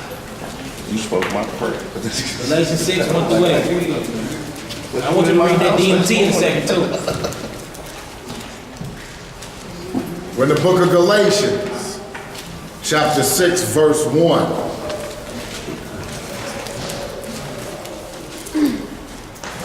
Brethren, if a man be overtaken in a fault, ye which are spiritual. Ye which are what? Which are spiritual. Restore such an one in the spirit of meekness. You hear that? So if a man be taken in the fault, a man be taken by sin, it says ye which are spiritual. You see how it just separated you from this other person? It puts you on a level. It's saying ye which are operating at a different level of understanding on a different frequency. It says you go handle him, meaning you go pass him the vibration. In meekness, come on. That's why you don't hold hands in a circle. Yeah, that's why you can't hold hands. In a circle. Exactly. That's why you can't shake hands unless you agree. You don't know what he got on him. Yeah. And that's why you can't listen to certain music. This is scientifically proven. Listening to trap music is like smoking, like smoking 10 cigarettes a day. Listening to trap music. Trap music trap music is like the music that y'all listen to. The music when you sell drugs, you kill niggas, you know, that type of music. Sell cocaine till my, you know what I'm saying? That type of music. They say it's like smoking 10 cigarettes a day, and it damages your brain cell. Because it's vibration, but it's at a low frequency. They show you this in New Orleans. What happened? What did they look? The trumpets that blew down the walls of what? Jericho. What was that? Them were vibrations. Them were sounds. Them were tones. Well, look, just in Ferguson, when Mike Brown died, they was riding up and down West Florissant with this truck with this big old horn on it, blowing that. Yeah. What do y'all think these do? Bombs they was throwing. Yeah, they mess with your brainwave frequency, bro. Concussion. It does something like when you emit certain frequencies, like certain frequencies can bust your brain and you drop dead. Certain of them give you aneurysms, stop your heart. Some can make you run fast. Some can stop you from running. Yeah, some can stop you from running. Once you start playing around, because look, your brain, we got to understand, that's why I start off class, everything is made with vibration. So how do you only way you can manipulate vibrations is with what? Vibrations. And that's what they figured out. But guess where they got it from? They ain't gonna work with her. They seen the walls of Jericho get blown down. They're like, oh, okay, we're gonna use these niggas' own weapons against them. Makes sense. Electromagnetic pulse. Yeah, electromagnetic pulse. Vibration, a pulse. It destroy all the electrons. Yeah. That's all Is it EMP. kind of like, have you ever heard like, it's like Call of Duty or something, like you play the game and it throws a grenade and then it goes. Yeah. Noticing all the movies. This is true. Whenever a grenade, once it breaks sound wave barriers like that, time slow down. It shows you that everything is an illusion. Time slow down. All of a sudden, it's like nothing else around you matters. It's just you stuck inside your head. It's a war. Yeah, you know what I'm saying? Like these tones and these vibrational frequencies directly affect you and everybody else around you. So picture that if you same way they throw a grenade and it kill people and it messes with people's minds and people wake up with limbs missing and it stops you in your track. Time starts speeding up or slow down. Imagine if that hand grenade was sin and you just threw a sin grenade. That's going to affect everybody in the room. And that's what I'm trying to get y'all to link this up together, because that's how deep sin is, because every negative thought has to be outputted. You got an input and an output. Whatever we come in, it has to go out. So if I'm constantly thinking negative things all day, every day, of course my day ain't going to be good. Huh? That's like every time you get around the post, oh, I know this nigga finna pull me over. Woo, woo. You just spoke it into existence. Well, so a man thinketh, so is what? So is he. So you think, so is you. You think sin, you become sin, and sin start being around you. And it start directly affecting everybody else around you. And look, the thing about Yahweh and his only begotten son, they understand vibration because they created vibration. And the only way to get rid of vibration is by replacing it with something righteous. So if you wicked, he gonna get rid of you and replace you with something righteous. This is all it is. That's it. It's simple like that. You know what I'm saying? Same thing with cancer. They say you got cancer. The worst thing you can do is get treated. They give you low vibrational medicine. Chemotherapy, all this stuff that messes up all your organs and all your glands. And look, all these things have a circadian rhythm to them. Just tell them to measure it. It'd probably be low as hell. If scientifically death is at 25 hertz, that means what they treating death with has got to be at like 10. That's why most people that beat cancer, they stop and they start eating live foods, live fruits, and they fast and they don't go to the doctor. Right. Okay, I got cancer and my body's supposed to do this. You know what cancer is? Cancer is when your killer T cells and your red blood cells, they actually start fighting against each other because they've been tricked. What's called mutation of cells. It's when your cells mutate to fight against bacteria or virus that's in your blood. That's what your body is supposed to do. What the white man does, he call it a sickness and then he kill you with the sickness for real. Because you was never sick in the first place. Your body just recognized something that was off and your body start fighting against it. But see, they are anti-nature. So anything that happens in your body that have something to do with nature, they say it's a disease. They say it's a disease. They even say your afro a disease. Oh, your afro, bro, your hair grow towards the sun. That's a disease. Like, what? They tell you if you look at the sun, you go blind. That's not so. Where does this come from? I do it all scientifically, the time. bro, you stare at the sun, it actually stimulates your eyes and your retinas and give you vitamin D. So you stare at the sun, just don't make no type of sense. But that's because they're automatically set to operate at a certain rhythm. It's Everything a they scripture do that is say kiss the sun, yeah, unless he be angry. everything they do is on a deaf operational frequency level. So when we start abiding by that and moving up under their moving up under their laws and vibrating under their vibes, of course that's what's gonna happen to us. You know why sickness is so prominent amongst the black community? Because we not living like Israelites. We eat what the heathen eat. We study what they study. We worship what they worship. Everything we do is under the same vibration under Rome, which is doomed to death. We just read it. Mally just broke that down. So if we operate under that same vibrational frequency, guess what they make us? That makes us spiritual heathens. See how they affect us? Desolation. You see how they, do you see? But look though, you see how they affect us with their vibrations? So why can't we start doing that to ourselves? Infect us. Yeah. Hey, what it say? Look, the script say, envy not your oppressor, choose None of his ways. Choose none of them vibrations. Learn not the way of the heathen. Yeah. Right. What's up, sir? But it makes sense because when they talk about cancer, they talk about how the cells metastasize, how they spread throughout the body. Yeah. Because the bad cells are the good cells. But like you said, when you go back to that original diet, when you eat certain things, when you do certain things, then you get better. But the more that we do what they do, eat what they do, all the foods and stuff, the bad food and stuff that they eat, the more we get their disease. Yeah, and all it is called inheriting sin. And if you believe it too, the group is the same words and vibrations and even your thoughts. But they say when you got stage 4 of this, you believe. You just automatically think death. No, I'm dead. no, ain't no positive outlook. You like, oh man, then you wide open to accept the death medicine. And then the more medicine you take, the more they have to prescribe. Yeah. My mother passed away, she had about 15 or 16 bottles of medicine that my sister got. Right. And then what's crazy, sis? Had to take her of that because it's all that. So now I got to, get you something for that because it's all this, it's all that. Right. 15 or 16 bottles of medicine. And look, if you read the scriptures, it tell you that the medicine is in the earth. So why am I taking chemicals? And you don't know nothing about my body. You're from a totally different part of the land from me. You're melanin deficient. You eat stuff that have no zinc, no copper, no gold. Everything you do and consume is to work against you. And you gonna try to tell me I have a disease. Yes, I do. My disease is you. You gotta be over here where you supposed to be. You gotta be eating all your food. Yes, I do have a disease. It's you, the heathen. Make sense? Yes. Makes total sense to me. I mean, hey. And they eat blood. Yeah, come on, where we at, bro? We're in the book of Galatians, chapter 6, verse 1. Brethren, if a man be overtaken in a fault, ye which are spiritual, Which are what? which are spiritual, Say, ye which are beyond your flesh.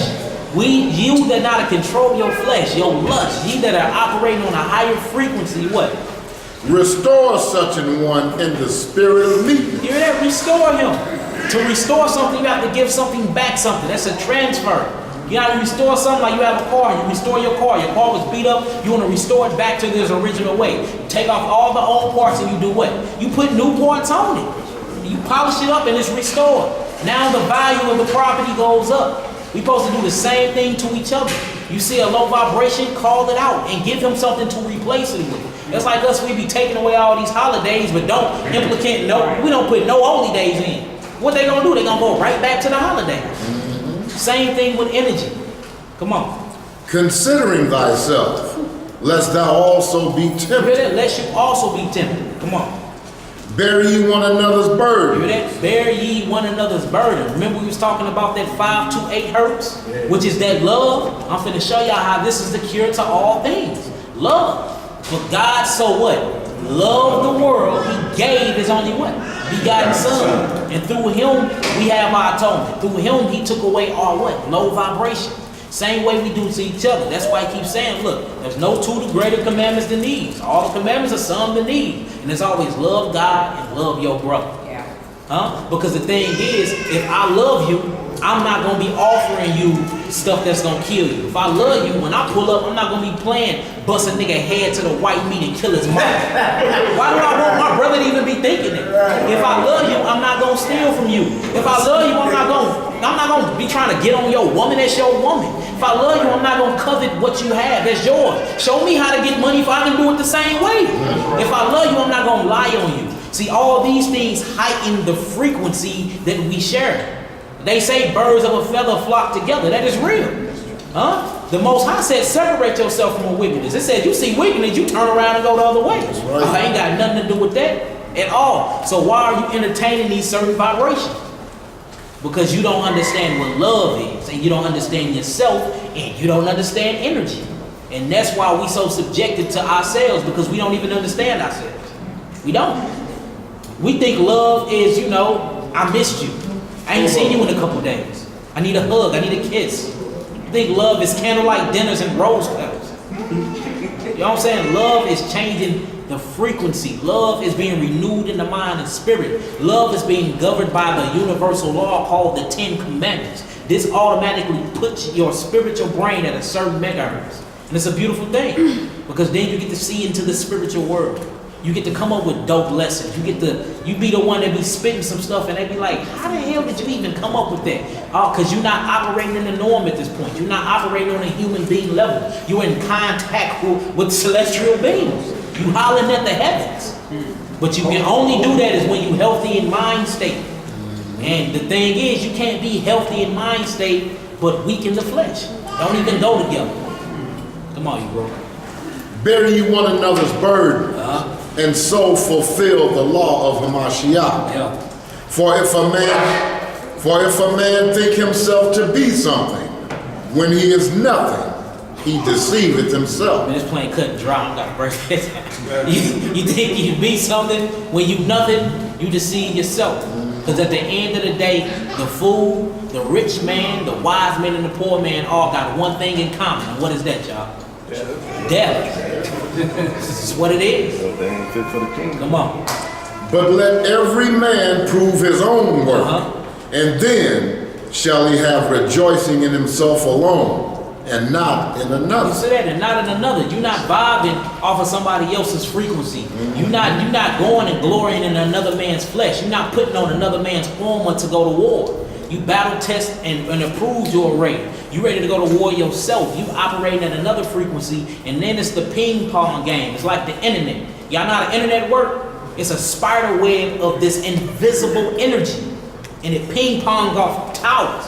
Well, y'all know if one tower down and that was the interceptor, that means all y'all towers down. So same thing within this body of believers in Christ. If I'm striving my hardest to be righteous, he's striving his hardest, you striving your hardest, but bro over there off in the spirit, obviously this tower ain't gonna be working right. Huh? If all my toes work instead of 2 of them, obviously I ain't gonna be walking upright. It's gonna be a limp. My leg straight, my hip bone off, I'm gonna need a cane. Like, we are all a part of this body, so we have to make sure our circadian rhythm is all in check. And we gotta stop thinking very low. We think so negative, man. And we be righteous thinking negative. As soon as something go wrong, just all hell break loose, and you immediately blame it on the devil. You know, niggas like to blame it on the devil, everything happens. Oh man, Satan's at us. Fiery darts. It's like, no, that was your thinking this morning. What about that negative dream you had last night? It had nothing to do with Satan. It's your mindset, your thinking. We lack belief, and belief only brings miracles. Without belief, there is no miracles. So how are we expecting all these miracles, and we expecting to see all these supernatural things, but we're so physical? We don't even understand what vibration is. You can't see vibration. Only time you can see vibration is when you put it into something. For instance, you hook your speakers up, your subwoofers, and you put that electricity on it. You can see your subwoofers move. You can see it. What happened if them subwoofers wasn't there, but you still did the same thing? What, the vibration gone? No, it's not. You just have nothing to see it. So vibration is spirit, and we must worship spirit. We must worship God in spirit and truth, right? Meaning we have to be at a certain level to even worship Him. How you worshiping God and you willful sinning every day? What is the point of you getting your kneecaps dirty? He don't hear you anyway. So it's up to us to start checking ourselves, and then once we check ourselves, we all can start being the spider web that we're supposed to be. Notice a spider web. Look up how strong the spider web is. Everything is measured properly, and if you hit one point of the spider web, it'll vibrate all the way to the other. That's why the spider don't even have to be inside the web. He can be somewhere chilling. As soon as an ant, a fly, anything hit that deal, he like, hey, it's food ready. It's food ready. That's how we supposed to be. But we not spiritually in tune. We need spiritual tune-ups. Just like you do a car, that's what we need. Come on, bro. Verse 5. For every man shall bear his own burden. Right. Let him that is taught in the word communicate unto him that teacheth in all good things. Straight up. Be not deceived. You not what? Be not deceived. Come on. Yah is not mocked. For whatsoever a man soweth, that shall he also See, there reap. go another one of them effects. That's called a domino effect. If you going around shooting bullets, look, something got to stop the bullet. Whether it's a wall, a brick, a car, or somebody heart or head. And that comes back. You live by the sword, you die by the sword. Whatever thoughts you put out manifests. You keep thinking it, it eventually happens. Think of somebody, they call you. Boy, I just spoke you up. Yes, you did. Yes, you did. Like, all these vibrations are real, and we see it throughout our everyday. You want your food warmed up fast, what you do? You put it in the microwave, right? What is that microwave? That's nothing but vibration. Vibrating so fast, it creates something called a heat shield. This heat shield heats up your food. Everything we do is off of vibration. We see it, we manipulate it every day. How you look, when the phone rings, that's vibration you hear it. Vibration is also sound. You pick up the phone, somebody say hello. You're recognized, you were trained to hear hello. The average, let a Slovakian Russian hear that hello, they be like, what is he talking about? It's just vibration to him. But we was taught to put words to our vibration in English. So if we hear an English hello or an English I love you, we hear I love you or hello. But if you hear that to somebody else, it's a bunch of mumbo jumbo vibrations. Y'all see what I'm saying? Come on, bro. Verse 8.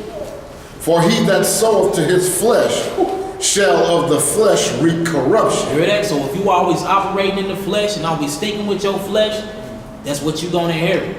You planting fleshly carnal seeds of sin, guess what you're going to grow? Fleshly carnal seeds of sin. And then the crazy thing about the Negro is it grows and you harvest it and you complain about it. But it's like, look at all your wicked vibrational works the whole time. Look at all your sins that you've been committing. Now all sin is coming back from it. Now you're complaining. Or you don't work all week and you expect to get a paycheck. Like, it don't add up like that. You sin all your life, but you expect to get the kingdom. No, it don't work like that. You want to lose weight, but you still eating obsessive meat and junk food. It don't work like that. You want to gain muscle, but you're not willing to run and work out. It don't work like that. And most time you try to cheat around it, you end up dying. You want to go get some steroids? Heart failure, shrinkage of testicles, all kinds of stuff. All kinds of stuff happen from that. Old age is a beautiful thing, yo.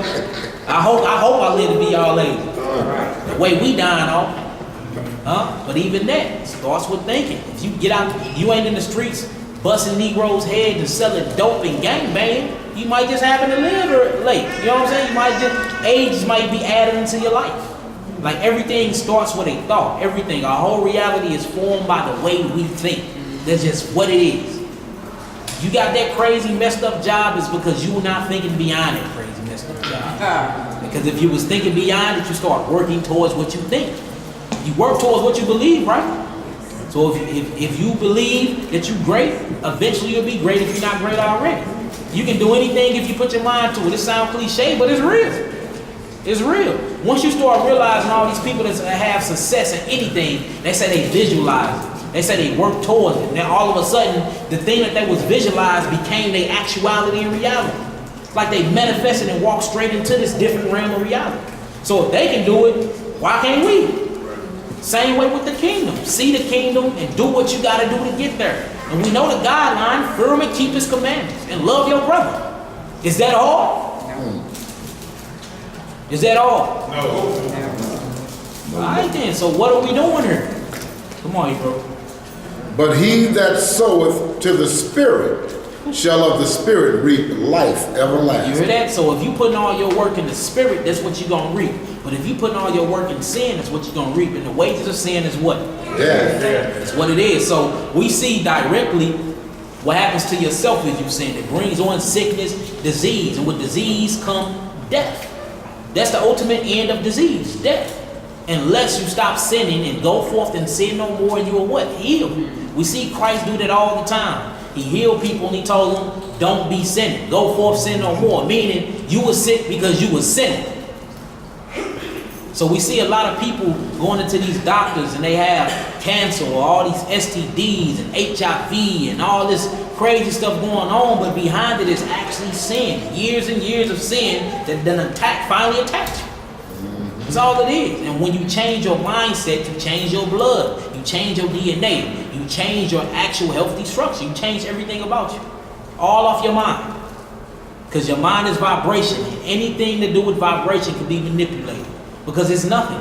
It's no thing. Come on, you go read the other team. And then we jump.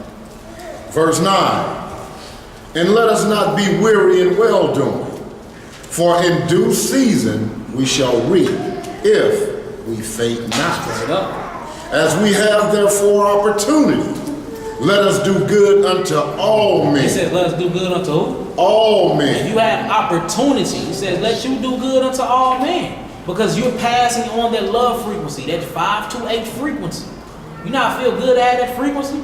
It gives you a position in the universe. You actually feel like you're worth something for once. You're like, hey, I'm actually doing something that's affecting everything else around me. I'm important. Huh? It ain't nothing like feeling like you're here for no reason. And we are here for a reason. We was created for the glory, to be God's glory, to fear him, keep his commandments, and be light unto who? The Gentile. But if you're too busy in your flesh, how are you doing that with anything or anybody? Huh? You're too into yourself. You're being selfish. And only a selfish person steady commit the same sin, knowing that it affects everybody else around him. Huh? If I know every time I'm drinking, I'm probably going to get up, get into it with my woman, curse out, you know what I'm saying? End up probably fighting or something, or I'm going to go to the bar, whoop on somebody, then why am I drinking? Obviously, my disease is affecting everybody else. That's selfish if I continue to do that. Huh? That's selfish. Don't y'all agree? So why do we steady constantly sin, knowing that it don't only affect you? Huh? It even affect God. When he grieved, when he had to flood the world, he was grieved. He like, man, wicked Negro, I gotta flood the whole earth. Huh? I just got done making man. Eve, you know what I'm saying? I just got over that. Now the whole world is doing this. All right, let me destroy Sodom and Gomorrah. Let me do the flood. All right, let me send my son out. Like he's constantly showing us his effort and his grace towards us, and we constantly spitting in his face because we don't understand vibration. We don't understand ourselves. We don't understand the purpose and the reason why we are here on earth. And whose problem is that? That ain't his. He gave you the guideline in the book. But a lot of Negroes don't believe. Simply what it is. I mean, we can have all the fancy classes and talk all the, scientific facts and proof. It all goes down to belief. A lot of people don't believe it, because if you really believe that the Most High is coming to judge, if you really believe that, you wouldn't be out here sinning and stanky leg. You'll be in these scriptures and you'll be watching and waiting on the kingdom to come while preaching about the second coming. But a lot of us ain't doing it. Why? Because you doubt. You have doubt. And doubt is part of that low vibrational frequency. Come on, you bro. Verse 10 again. Yeah. As we have therefore opportunity, let us do good unto all men, especially unto them who are of the household of faith. Ooh, you hear that? Especially unto them that are of the household of the same belief, on the same frequency as you. We got to keep vibing. Huh? It's a lot of people I don't vibe with. I'm like, nah, I can't vibe with him. We get around, it's a vibrational distraction. It's a war. Negative versus positive. No ground, no neutral, just spiritually banging. I can't be around him. I need to be on somebody that's on my level. I need to be with somebody that's on my level. I have conversation with people that's on my level. Why am I talking to somebody that don't understand me? What is the point of me talking? Huh? Why are you teaching if you can't break down and edify? Don't make sense, dude. So why are we sinning when we know it affects other people? Huh? What's the point of that? That has to be a selfish spirit on you. Right. You can't love your brother when you are willfully committing sin and you're around him. Huh? At least if you off in the spirit, like, you know what, I ain't gonna come around today. I need to get my spirit in check. I don't want to rub them vibes off on y'all. Or I don't want to give you my pity story, you know, complain, have you feeling all bad. That'd be another thing. People even want to complain about their whole entire lifestyle. All right, that's cool and all, but damn. I was just eating my cup of fruit, drinking my water, feeling good. Now you want to put all this burden on me. You put it all on me. And just leave me with it. You ain't got no solution. You know what I'm saying? Like, what's up with that? I was feeling good. Like we have no respect of other people's energy, or other people's personal frequencies. We don't. Like, stop killing each other vibes. Huh? Yeah, vampires, like blood-sucking vampires, suck the life right on up out of you, then go on like it's all good. It's supposed to be exchange. Well, no, it is exchange. You give me your negative, I give my, then you just going on. No, we supposed to be killing this energy together. Don't kill my vibe. Kendrick Moore said it. Y'all know what the song is. Don't kill my vibe. And everybody wonder what that is. He's talking about vibrations. He understood it. Huh? Come on. No. Let's go here. Let's move this lesson on up.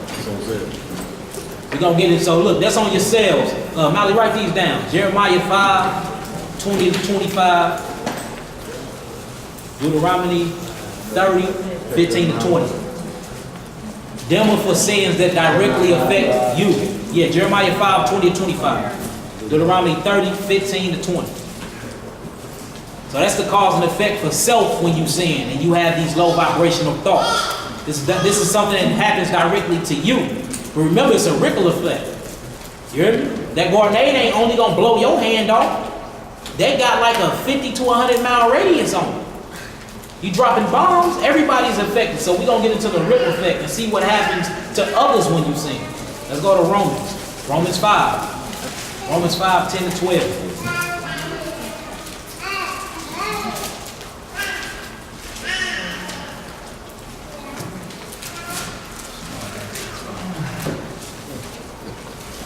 Romans 5, 10 to 12. 8 to 12. Yeah, 8 to 12.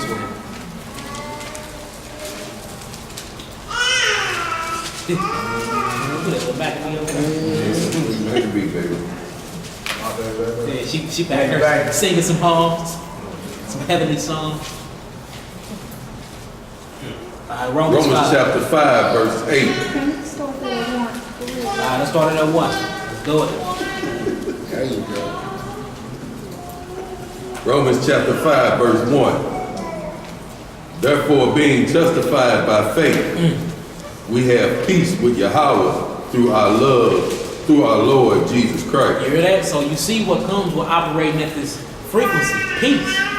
Because it ain't no peace for the wicked, is it? No. Yeah, not at all. You can't sleep at night. You too busy watching out for your own shadow. You scared to go to sleep. After the act we be committing, like, oh, I might not wake up off this.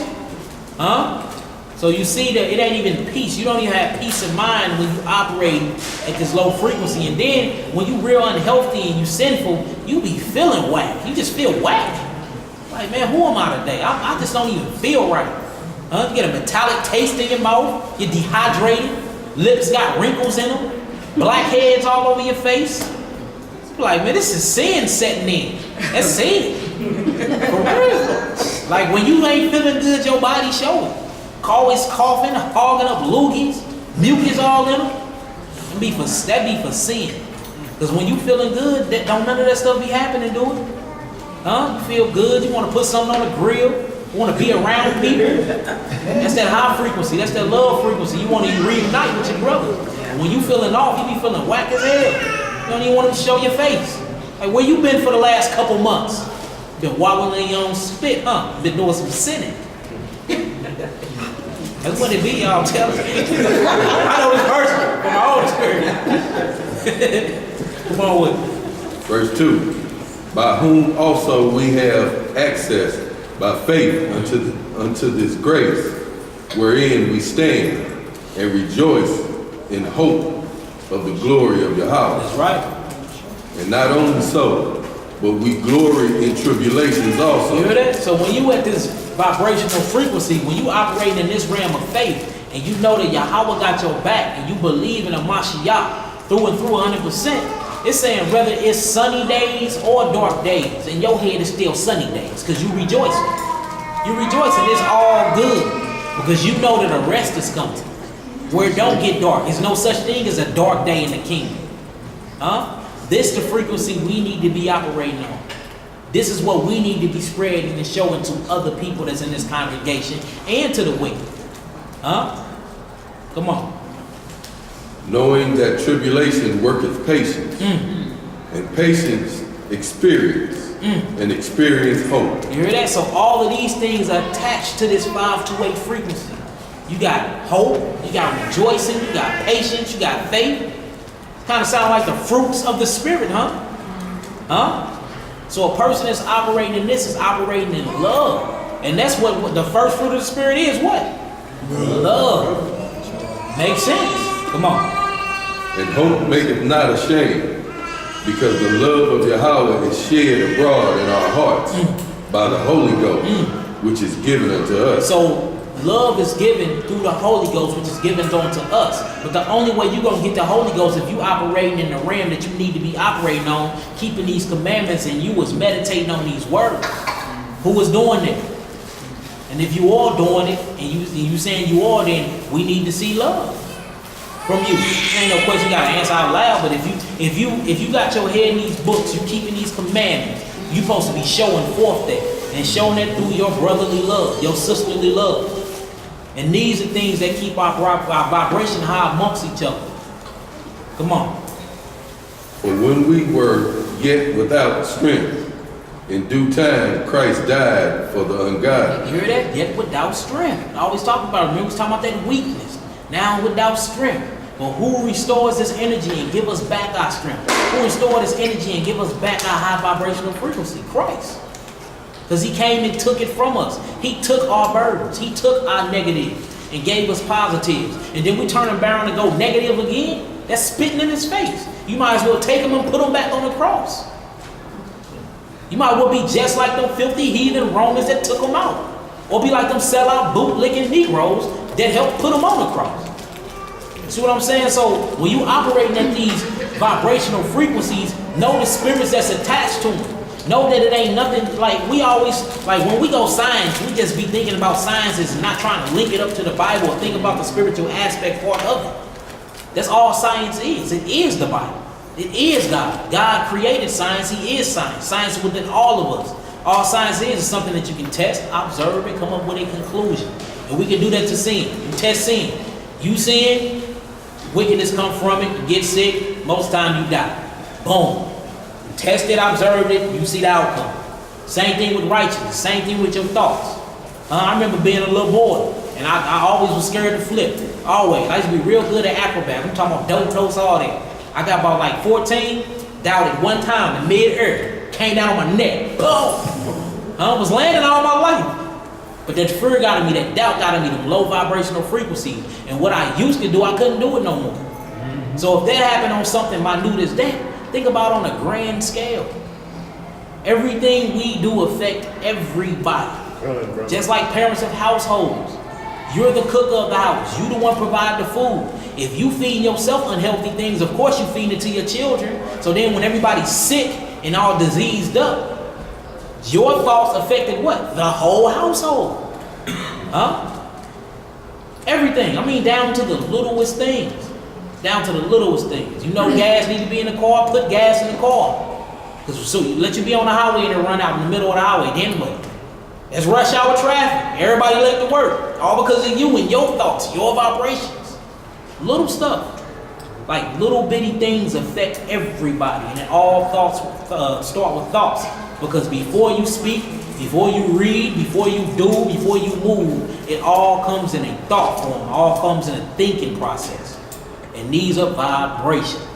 So we have to watch our vibes. What I was talking about, don't kill my vibe. Negro, make sure your vibe is vibrating at the right level first. Why you talking about don't kill? Maybe it need to be killed. You know what I'm saying? We need to really start studying ourselves. We don't know nothing about ourselves. Like, do we honestly, what do we know about us? We don't even study ourselves. We study everybody else. We wear everybody else stuff. We eat everybody else food, and we don't study nothing about us. Honestly. Why not? Because we so used to vibing off of everybody else. When we have our own vibrational frequency. He gave it to us. He changed our blood. He gave us the blood covenant. He set our frequency at this high frequency with Abraham. When Abraham's name was changed, we was brought into the fold. A new nation came out, Israel. We need to be figuring out what Israel eat. What Israel eat? Okay, did that grow in Israel? Why we eating? Huh? Did they wear that in Israel? Why we wear it? Did they do this type of behavior activity in Israel? I'm talking when they was in a righteous state. You know Israel. You know some crazy things. I'm telling you.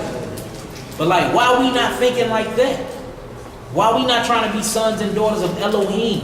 I mean, we say it with our lips, but our actions, we be like the heathen, doing everything they do. And then as soon as we get diagnosed with something, we flip out and just give up like a dog and put his tail in between his legs and roll over and die. Like, what is up with that? It's like we lost all knowledge of self. And how can you say you know God and you don't even know who the hell you are? How?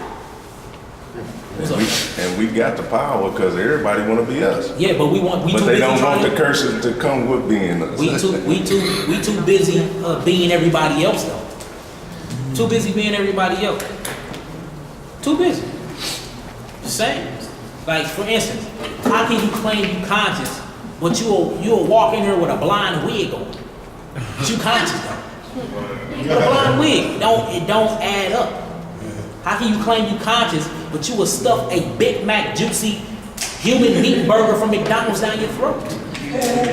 Knowing that it's fake, knowing it causes diseases, but you conscious though. How can you claim you conscious, but you still committing the same sins that you was committing when you first came to the truth? But you conscious though. How you claiming you conscious, but you still hanging with them same head busting niggas that you was hanging with before you came into the truth? Not giving them truth, but you riding with them. Like everything about your life ain't even changed, but you claim your consciousness changed. How? The renewing of the mind. What you do? Telepathy jumped in somebody else's body or something? We know reincarnation ain't real, so you're lying. And that's not love. Love is when you see somebody off, you correct them. And you do it in a neat way, like the scripture said. But some people need sharply rebuked. Like, hey, get that together, or you're gonna die. Flat out. You know what I'm saying? But for the most part, all we gotta do is learn how to, look, once you learn yourself, you'll learn how to manipulate elements, which is vibrations. And it's easy talking to other people. And then sometimes you don't even gotta say nothing because you bring in the light, they automatically feel messed up when they didn't see it anyway. I'm telling you. You see something righteous going on and you just got done doing an act, boy. Like, what's wrong with you? What you been doing today? Huh? You know what I'm saying? Like, that stuff is real. Like, I remember, I give it like 4 years ago. Mally used to text everybody these little text messages with scriptures in them. And one scripture he texted, hit my phone, and I'm like, man, this nigga know what I did last night. He hit me with that text. I text back and said, what's up, bro? We got a problem. So you want to talk to me about something? He like, boy, I sent these scriptures to everybody. Look at your thread. It was 20 people that had the same message, but me guilty because the same thing that he just sent the text and the scripture about, I just got done doing. I automatically felt guilty. I'm like, dang, bro, what's up? You want to holler at me about something? Hey, somebody talking about me?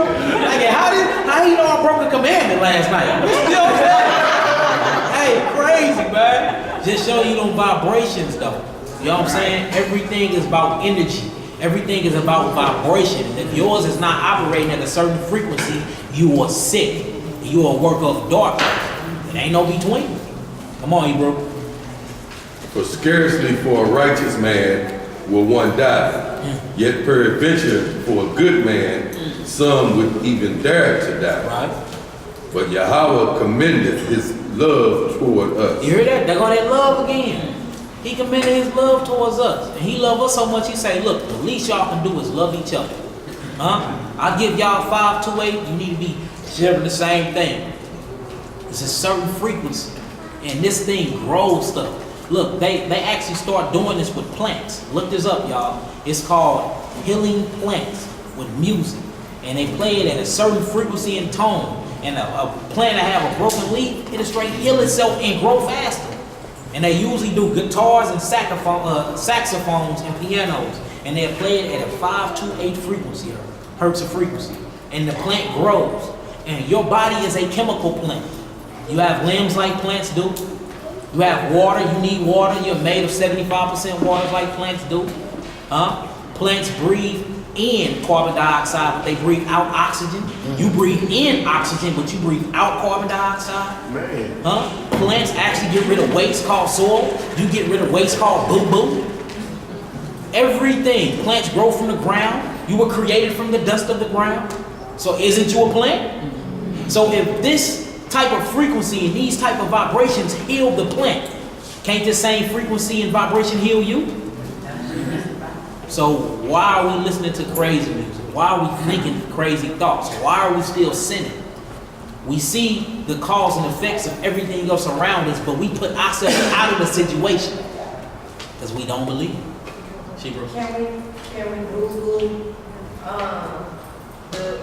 Can we Google the sound? Yeah. Pull them up on you. Put them up on YouTube. Just type in this. Write it down on your paper. Type in 528 love frequency. It's gonna operate at around 602 megahertz, and it's a very high tone pitch.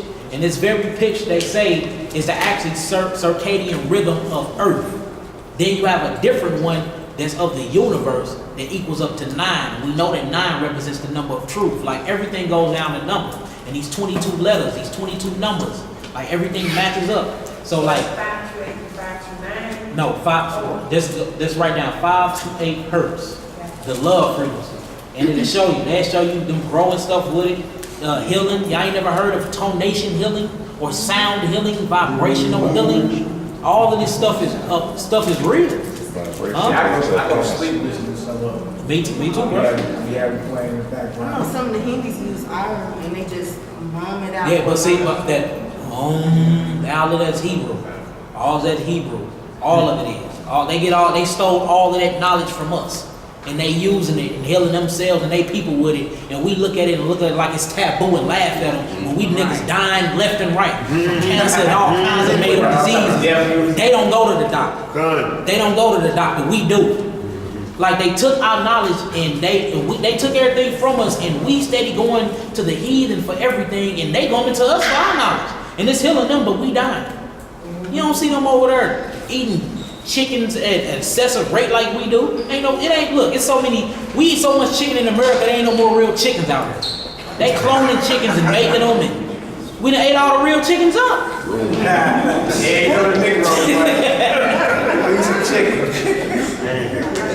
What's up, Mom? It said that 528 frequency cleans the polluted waters in the Gulf of Mexico. Yeah, look, they clean that. Guess what they also clean too? They clean your bloodstream and it cleans your gallbladder. Now, if anybody real deep into scriptures, you know that spirit's directly connected to gallbladders. Spirit soul. They talked about the fish gallbladder. Yeah, exactly. And look, that frequency actually heals that and goes through your organs. And it's real good for your liver and your kidneys, your thyroid glands, your heart, and your pituitary gland and your colon gland. And most black men die from colon cancers. Let me say this too. Like we made a ticket made out of 70% water. Now you remember it's a story in the Gospels about certain angels that used to trouble the waters. At certain seasons, whoever got into the waters was healed. See what I'm saying? So even when you get the lot of vibration, when you're listening to them, because you made out of 70% water, there's a lot of transformation going on. All I'm saying is like being you made out of 70% water, them vibrations flowing through you actually do wonders. You know what I'm saying? It's deeper than just the sound or whatever. It's the vibration that we're talking about Feel me? I go to sleep till like I turn right on YouTube, millions of views. You be like, dang, this my first time. What do you mean millions? Everybody been watching. Everybody synced in, but who? But us. Yeah. Look, check this out. We just talking. I'm not even moving. He just barely over tapping his feet. What is this water doing? It's moving. If you made up 75% of that, that means you are directly connected. Look, anything that happens, any type of vibration, any type of thought, it directly affects you. So if you thinking all in thoughts is just like this, it's vibration. So if you thinking negative vibration, your negative vibration affects somebody else. It's just that simple. You are selfish when you sin. You are selfish and you don't love your brother when you sin because you're killing him. Think of flesh about yourself. Yeah. Come on, bro. Verse 8 again. But Yahweh commendeth his love toward us in that while we were yet sinners, Christ died for us. You hear that? While we was yet sinners, operating in this death vibration, our bodies operating in 25 kilohertz. He said he came and he took that from us. He came and took that from us and gave us life again, gave us love again. Come on.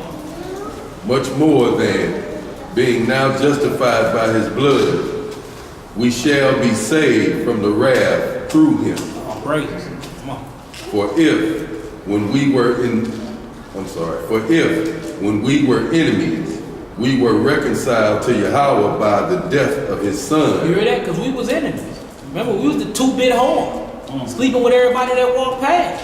Most I had to divorce us. So I can't be with no hoe. I gotta get rid of y'all. But he loved us so much, he like, you know what? I got a plan. I'm gonna send my son down there. Y'all can get back. If y'all gotta marry back into the branch. You gotta marry the righteous branch, and I'll bring y'all back in the fold, under the family. See, that's how much love he had for us. But we don't even show that amount of love. Somebody do something to us, we don't forgive. And it be over some petty stuff. You be having low vibrational warfare with your brothers over the pettiest thing. The pettiest thing. We have problems giving to one another. You see your brother in need, help him out. Pass your brothers up on the street corner. Like, what type of vibration is that? That's not love.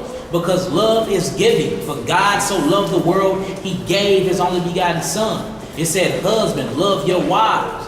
You gotta give yourself to them. You gotta be willing to lay your life down for your family. Just like Christ did for the church. Ephesians 5, that's what love is. Love is sacrifice and obedience. Willing to sacrifice yourself, but be obedient enough that you ain't gotta sacrifice yourself. How can you say you love your brother, but you're not willing to give him good vibration? You're not willing to give him God. You're not willing to give him love. Don't the scripture say that God is what? Love. Love is God. What we doing here? You still mad and got off with a Hebrew or Shebrew, and you don't even know what for. Why we into it again? You gotta start asking yourself that. You don't even remember. We gotta change our vibrational frequency. Don't take it. Because whatever we think affects people that's around us. Whatever we think, whatever we do affect people that's around us. Whether you willfully know that or not. Jeremiah said he was saddened in his heart when he seen the iniquity of Israel. He said he went and wept in his closet. We didn't even know he wept for us. So we directly affected him for our sins and we didn't even know it. So whether you know it or not, your actions affecting somebody else. So why are we being so selfish? That's hate. That's not love for your brother. That is hate. And he said, for those that say they love me and hate their brother, is a liar. And the truth ain't in you. So again, what are we doing here?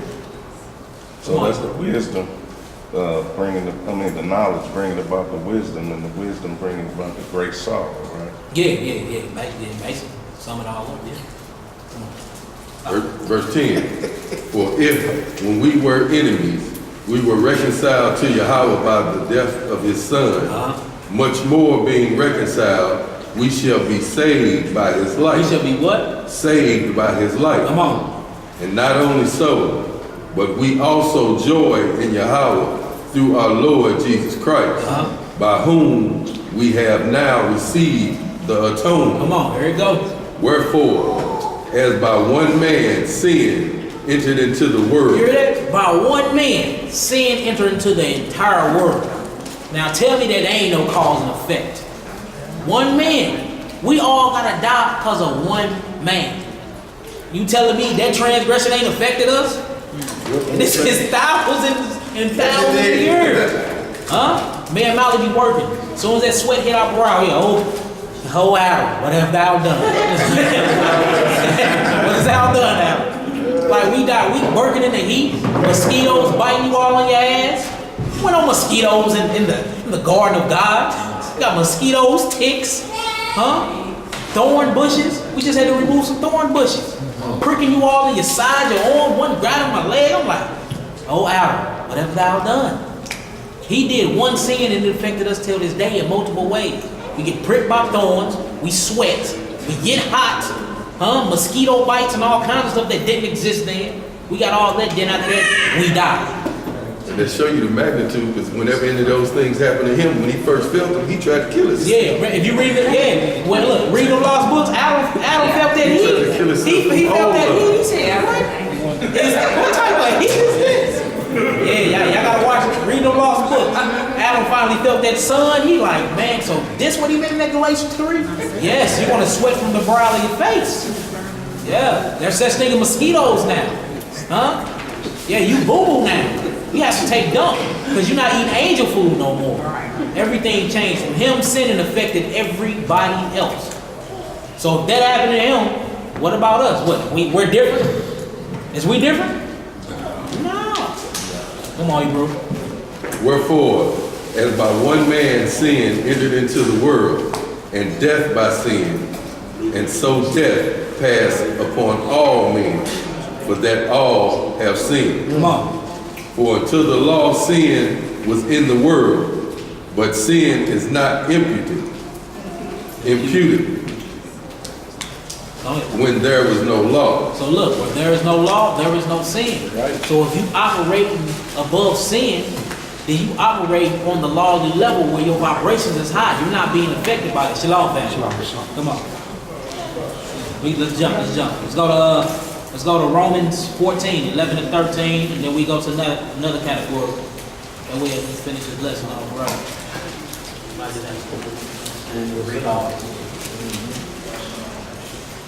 Romans 14. Y'all got some understanding so far? Yeah. All praise. Romans 14, 11 and 13.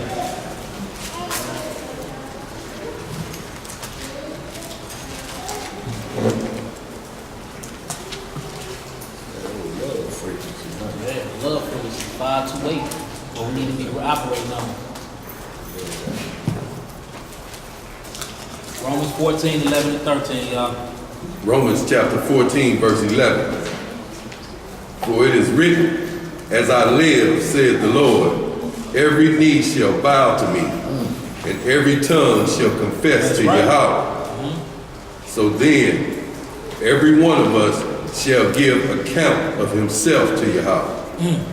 Let us not therefore judge one another anymore, but judge this rather, that no man put a stumbling block or an occasion to fall in his brother's way. You hear that? So we're not supposed to be out here sinning, making stumbling blocks for our brother.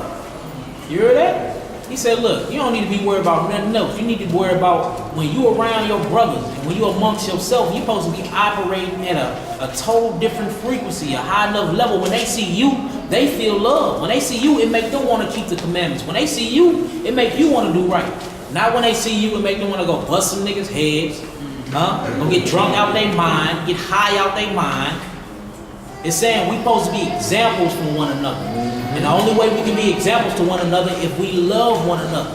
Because remember, love is giving yourself. Sacrifice. Sacrifice means to give. If I'm not willing to give you me, then what are we even talking about? Why are we cool? I can't go to war. What happens if it go down right now? Well, I'm going to just be protecting me and you? You ain't going to be doing nothing? Huh? Come on. That's it for that? That's what it. Oh, okay. Alright, look, that's for others. We can go all day with this class. We're going to get to another one. We're going to show how it affects God. We're going to show how the same thing affects God. Let's go to Isaiah 59. Isaiah 59, 1 to 4.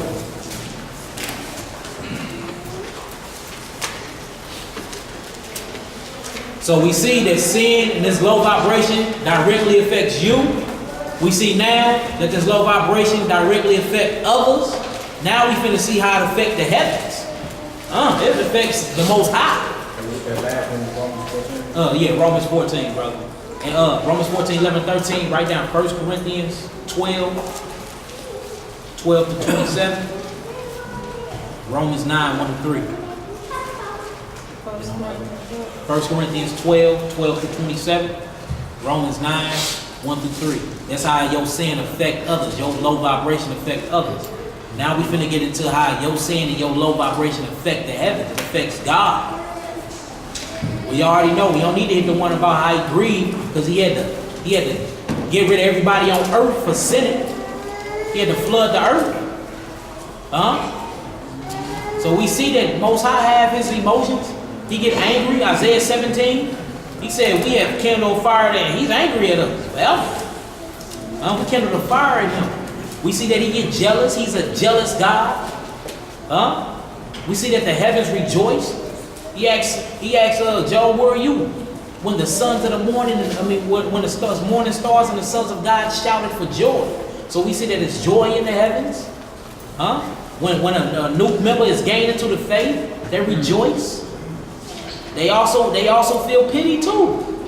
Most High also show pity and mercy. So we see that even he goes through his own levels of vibration. Where you think we get it from? So we need to be on the same frequency he on. And we read about love, love, love. He only hate when you ain't doing what you're supposed to be doing. We don't need to be on that wrong side of the sword when it comes to the creator of the universe and all things that's in it. You feel me? Come on. Isaiah 59. 1 through 4. 1 through 4, my brother. Reading from the book of Isaiah, chapter 59, verse 1. Behold, the Most High's hand is not short, that it cannot save. Ooh, you hear that? Just always hearing about love from our Father. His hand ain't short, that it cannot save. Y'all know whose right hand is? Who's his right hand, y'all? Mashiach. Yeah. Come on. Neither his ear heavy, that it cannot hear. Man, he hear all things. Even them prayers that a Mashiach bring to him. Come on. But your iniquities have separated between you and your Elohim. You hear that? So what did your iniquities do? All our sins did what? It separated us from this love. That's why we don't have no love amongst Israel. That's why we not operating on this 528 frequency no more. Because our iniquities. That's why we don't have love. We just read in Matthew 24, for the love of many shall wax cold. That's why we see our brothers killing our brothers. Negroes selling dope to their aunties and mothers. Some crazy stuff. You be like, what? People killing their children. Putting them in trash vans like Brenda had a baby. Children killing their mothers and fathers. Like, what happened to the love? What happened to this frequency? We lost it. And we lost it through being in this low vibrational frequency for so long. So now all it is hate. And that's all you see. Brothers talking about each other. Sisters can't get along. And I'm talking inside of the faith. What's that about? What's really going on? We need to find who we are. Everybody know that they Israel, okay? But beyond that, who are you? Who are you? Who are you? Like, what are we? What is your goals? What are you planning on doing to get to this kingdom? How you plan on reaching people through your talents? Who are you? We don't even know what good we like. We just know about what you like. I like to drink, smoke, Zoe warfare. We go to all the negative stuff that we like to do. Warfare. You like all the negative. All right, what else you like to do? Never heard, I like to go to Bible study on Saturdays. I like to go on the street corners and teach. I like to teach class. All kinds of other stuff. I like to dance and look, we ain't talking about all of that. Our vibrational frequency is so off, we became so below. We attached to the flesh so much, we don't even think spiritual. We don't even see spiritual. Pineal gland all glorified up and hard as a rock. It's supposed to be soft as a pea, it's hard as a rock. Can't see into the future, can't see into none of your rams, can't see nothing. Only thing you see is flesh, lust, drinking, smoking, low vibrational music, lowing warfare, worried about smacking the bee upside the head, and all kinds of crazy stuff I be hearing. Just walk in the store and just hear conversations. Man, you'd be like, y'all don't, we losing out here bad. We're losing. Hold on, so somebody else. I was going to say, well, the downside to that, when you vibrate higher, you separate yourself even from people that's in the faith. Yeah, but look, so is them people really in the faith? But you know what? Like I said, the more I learned, I was at a point, at one point in time where I was stagnant.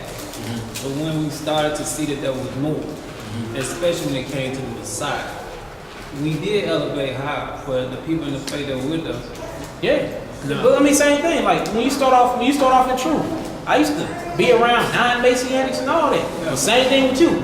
Once I was fully grounded in Mashiach, the hell am I doing talking to you niggas for? We have nothing to talk about. Elevated higher. You know what I'm saying? It's brothers in the truth. It's some brothers I just can't chill with. You don't do what I do. You don't think how I think. You still on corner levels. Yes, you say Shalom and you come to feast days or whatever, but you don't rock like that. You ain't down with the faith like I'm down with the faith. I can't vibe with you. We can't vibrate on the same level. The brothers you see me around is because we think alike, and his conversation sound like mine. Whether he away from me or in my face, it sound like so many people say to me, you sound just like Malachi. It's the same vibration. It's not I'm not copying him or nothing. It's the same spirit, that same vibration. You sound like Ariel. It's that same vibration. You know what I'm saying? So it makes sense. But a lot of people look, he said it, all Israel ain't Israel. Hey, these go for some people that sit right next to you, that's in front of you, behind you, people you run into every day. Like, you never know what somebody thinking. The only way you can tell what somebody thinking is by their actions and what they produce. You know what I'm saying? If you see oranges falling from that tree and they say I'm an apple tree, you a liar. I just picked up some oranges. What the hell are you talking about? You know what I'm saying? And this is what it is. Everything's separated. Oranges don't grow on apple trees, do they? But they both taste good. You know what I'm saying? Everything just had a different levels. And it ain't like we making cliques or separations or nothing like that. It's just you vibe with who you vibe with. You rock with who you rock with. I can't talk to somebody that don't understand me. They be thinking, like a lot of people think I be talking about some taboo, Hinduism, and it's like everything I talk about from script. But I see a different perspective of scripture, so I can't, when I come around, I talk about scripture, it's going to be somebody that understand what I'm talking about. You know what I'm saying? Otherwise, they were like, this nigga, y'all kids all the way off. That's the deep part. I understand very clearly. You described everything that was happening to me. I couldn't understand what was happening to me.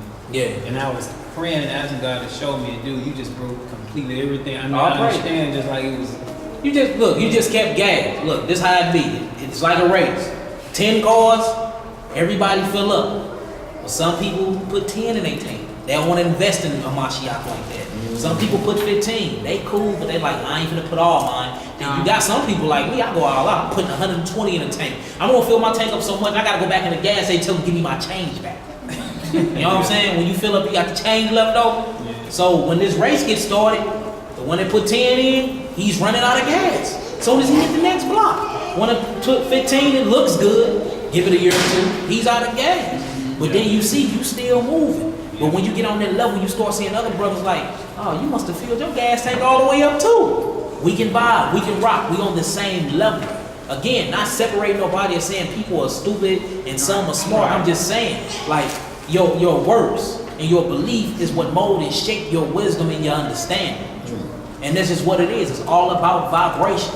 If you operating at a 5 and you ain't never trying to level up, you're gonna always be a 5. Don't get mad at me because I'm on 528. I mean, this is what it is. I kept going, you didn't. So of course our language is gonna be different, the way we think is gonna be different, how we look is gonna be different. I'm probably feeling healthy, you're probably feeling sick as hell, you know? Because vibrations change everything about you. They change your body, it change your mind, it change your DNA structure, it changes the molecules in your body, all the way down to your protons, electrons, and neutrons. Because remember, all of it is what? Vibration. All of it. You have something? The book of Isaiah, chapter 59, verse 2. But your iniquities have separated between you and your Elohim. Meaning that God what? If God used to mess with us and then all of a sudden he don't no more, that means he's feeling some type of way. Right. Huh? That's a feeling. You used to mess with me, now you don't. Obviously he feels some type of way. We see that our sin directly affected him. Because he can't even deal with us no more. I'm not dealing with you 2-bit whores. Sound crazy, but hey, you look at Jeremiah, there's all kind of hoes. Backsliding hoes, pole dancing hoes. We won. Come on. On a different vibration. Come on. And your sins have hid his face from you. You see that? Look, our sins. He didn't say he hid his face from us. It says our sins did that. Because he can't really look at sin like that. He's true. He can't lie. We making a mockery of him. He can't deal with us like that. So your sins, your vibrations directly affect others, even the entities that are in the heavens. That's how much your sin affect things. So if you know this, why are we sinning? Why we won't level up? Why do we choose to be in our flesh? Why do we choose to be so low? Huh? Last time I checked, you're supposed to walk upright. You're doing slouching all over. Huh? Come on. That he will not hear. For your hands are defiled with blood. Oh, you hear that? Our hands are defiled with blood. Unclean. Y'all know blood is unclean, right? Our hands are defiled with blood. You can't look at us. You don't want to deal with us. We have too much iniquity in us. Sinful nation. Hoes. Operating at a low vibrational frequency. And he's saying, don't kill my vibe. But for y'all trying to kill my vibe, I'm going to kill y'all. That's why the wages of sin is what? Death. Comes full circle. All because you choose to operate at a certain vibrational frequency when you don't have to. From what we do, from what we think, from what we put in our mouths, to who we lay down with, and to who we keep company with. What we choose to watch on TV. I'm talking about it be little things. The type of clothes you wear, the type of colors you like. Everything has a part in the play when it comes to energy, and all of that molds and shapes you and your reality. Whether you want to accept that fact or not. Come on. For your hands are defiled with blood, and your fingers with iniquity. Your lips have spoken lies. You hear that? Ain't words spirits? Ain't words vibrations? Not only are you committing low vibrations, you are speaking low vibrations. Yeah, you have a lustful eye. You even looking with low vibrations. You trying to hear mischief. You even listen with low vibrations. Everything you do is wicked. But then as soon as stuff start happening to you that's not up to par with your standards, you complain or cop out or tuck your tail and run. But whatever you sow, you reap. What do you expect? What do you expect? If you keep riding on the same gas tank day in, day out, eventually you're going to run out. You got to upgrade. If you never get a tune-up, eventually you're going to throw a ride. You have to tune up. You have to upgrade. You ride around on them same tires for 5 years, you're going to get on the highway one day and it's going to pop. You have to upgrade. So if this is with everything in life, then what about your mind? It's a computer. You have to upgrade a computer, right? Your mind is a hard drive. Your liver grounds your brain. You have chemicals inside your head. The back of your brain, your cerebellum, all of that holds all of your information. Your mind is a computer. It needs to be upgraded. You have to get the software upgraded, constantly clean it from what? Viruses, which is sin. And all of these are vibrations. So if everything else in life has to be done the same way, what makes you different? When you're the ultimate chemical plant, you're the ultimate computer. It makes sense? It makes sense, y'all? Yeah. Y'all looking at me like I'm crazy. Your tongue hath muttered perverseness. None call it for justice. You see that? None call it for justice. All of this, and you ain't repentant. You ain't even thinking about the judgment that's coming.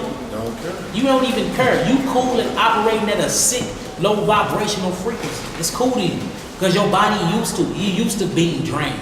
You used to being sleepy all the time. You used to having pimples and blackheads and mucus build up. You used to coughing up loogies. You used to losing hair. You used to being sick. You have adapted to sin. You have adapted to that environment. They're so used to being sick, they don't even realize They sick, exactly. They think they feel. How can you free a mind that doesn't know it's enslaved? So just knowing that I'm a Hebrew, that ain't gonna cut That it. ain't gonna cut it. No, that's the beginning. That is the beginning. Now it's time to live out the actual meaning of Hebrew. Exactly. To cross over. You're crossing over from the flesh into the spiritual realm. You're upping, you're leveling up, you're moving into a higher vibrational frequency. Like it'd be a whole different reality up there. I'm telling you, you start looking at stuff, you be like, man, that is off. Stuff you used to think was tight is just not, just whack. Be like, nah, I'm cool. I'd rather not watch a football game. I don't watch people throw balls and put their hands on each other's butts, smack each other. I'm cool. I'm cool. You know what I'm saying? Just, I'm not finna watch another man wrestle with another man. I'm swapping sweat. Nah, I'm not enticed. I'm not enticed by that anymore. You know what I'm saying? There's a lot of things. Now I will pass on that over deeply fried piece of chicken over there. I mean, hey, eat what you want to eat. It's not a sin, but I'll pass on it. You know, I don't feel like being drained and my kidneys hurting. You know what I'm saying? It's just so many things that like when you really start upping level, when you really start leveling up and you start coming on that vibrational chart and get higher, things that are earthly, you be like, what'd you say the other day, now? That would be killing me, man. We was working the other day and it was something real stupid that the job asked us to do to this house we was working on. And he said, why not? What you say? He said, why in the earth, what in the earthly thinking, the earthly matter is that?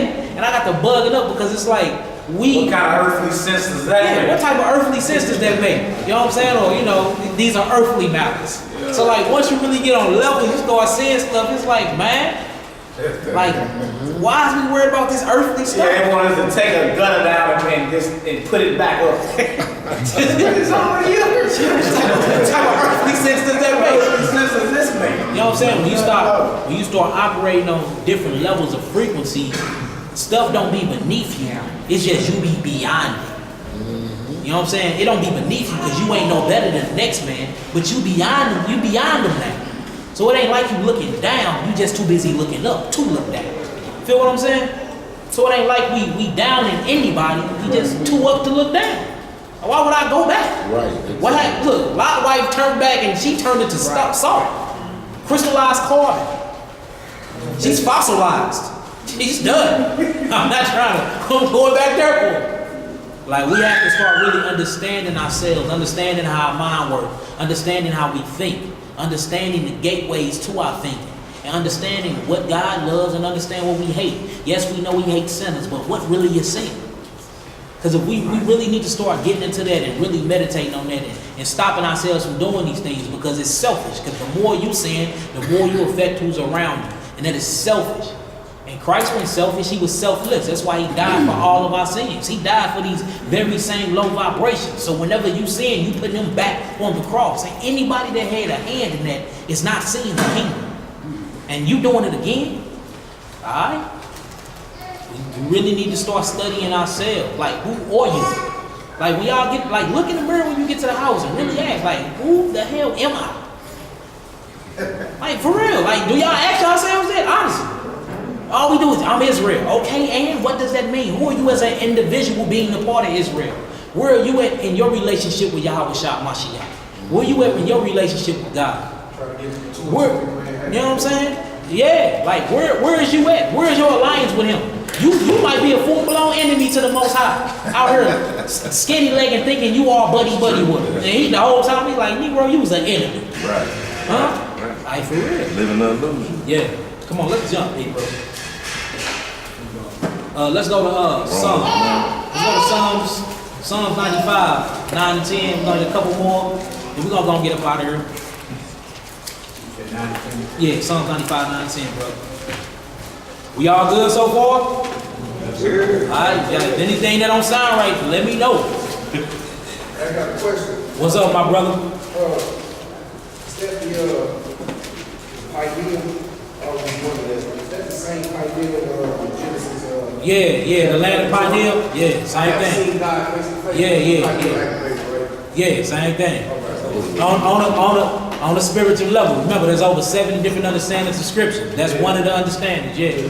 Same there. Exactly where they get the whole concept from. Yeah, the whole Zach concept. Yep. If you look up the pioneers, man, they say the seed of the soul, or when one communes with the Most High. Yeah. And Penuel in Hebrew means face of God. Yeah.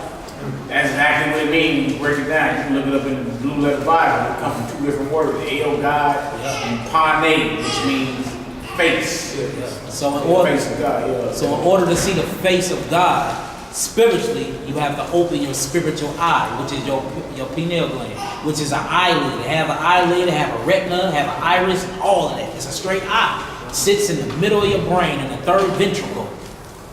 And it's in water and substance called amniotic fluid. It's the size of a pea. Well, the heathen's the size of a pea. Ours is like the size of an acorn, for real. Because we Israel. We got the juice. And it rotates. It rotates in a vibrational frequency, and it orbits like the sun. And at nighttime, it orbits like the moon. And the more orbits and the more it vibrates, it emits something out called serotonin. It makes you serious. And serotonin is what drives your sex drive. It will drive your sleeping patterns. It will drive your digestive system. It keeps all the water and the fluids in your body regulated. Then at nighttime when you want to sleep, it orbits the other way. And it outputs something called melatonin. Melatonin is what makes us of many browns of colors. It's called a crystallized carbon database. It's all throughout our blood. It's called the covenant.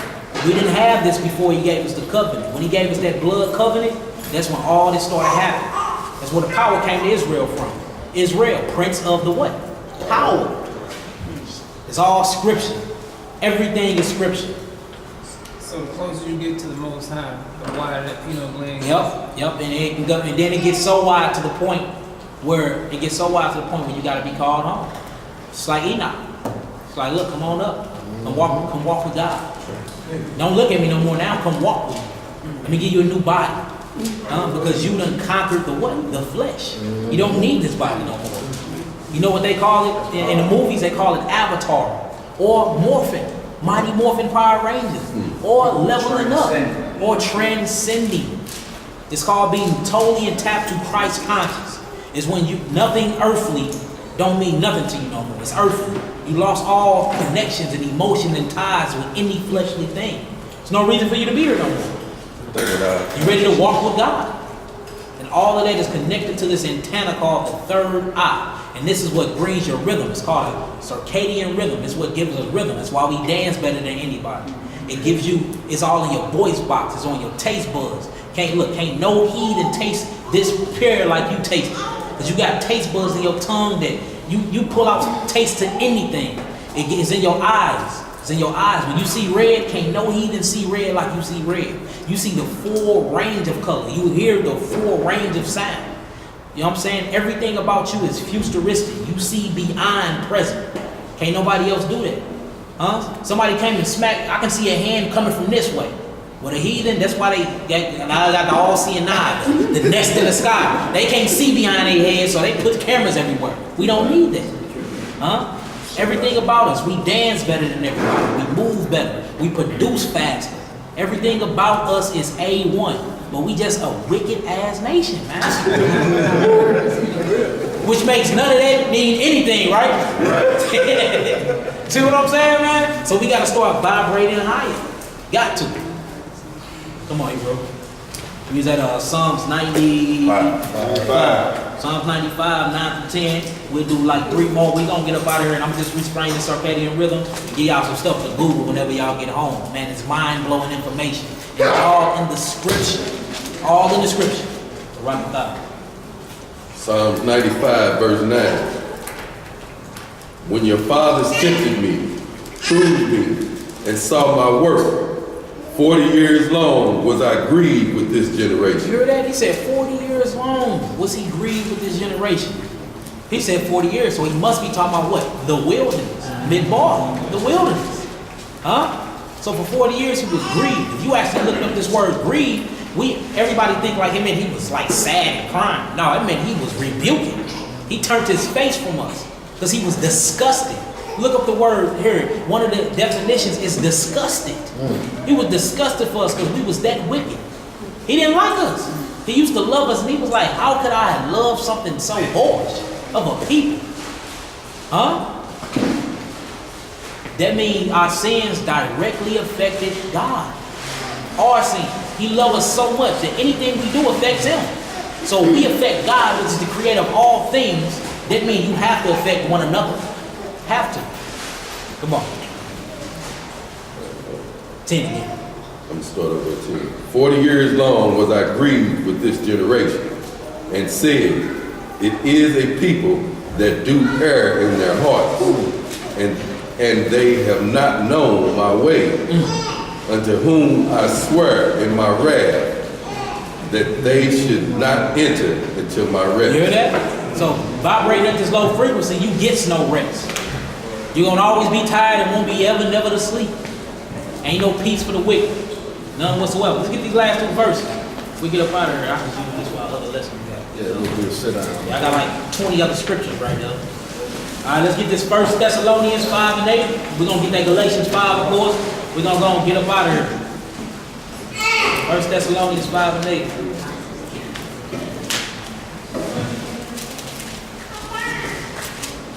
Get them done. I'm looking on the camera here, bro. It's still on going good. I'll pray. 30 minutes ago. Yeah, see, man. His camera on.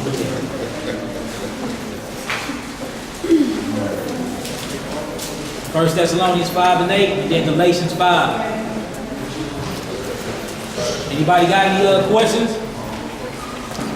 What's up, brother?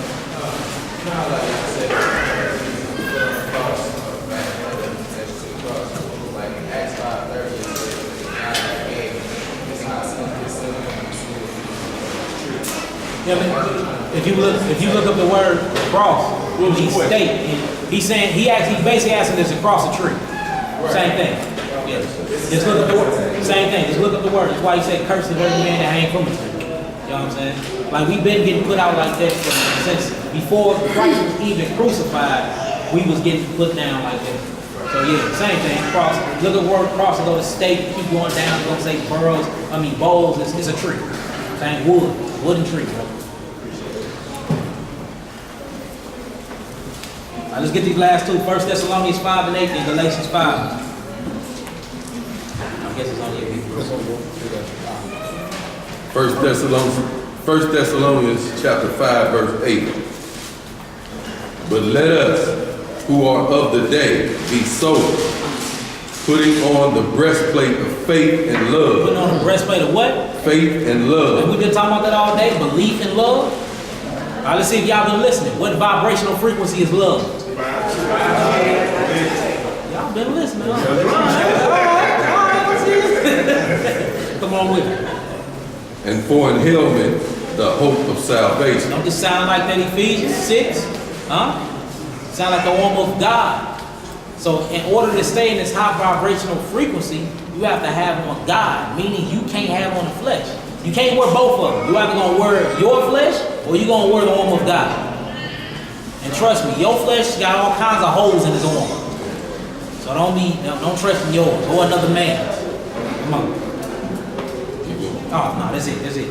All right, let's get this last one. Galatians 5:16 on out.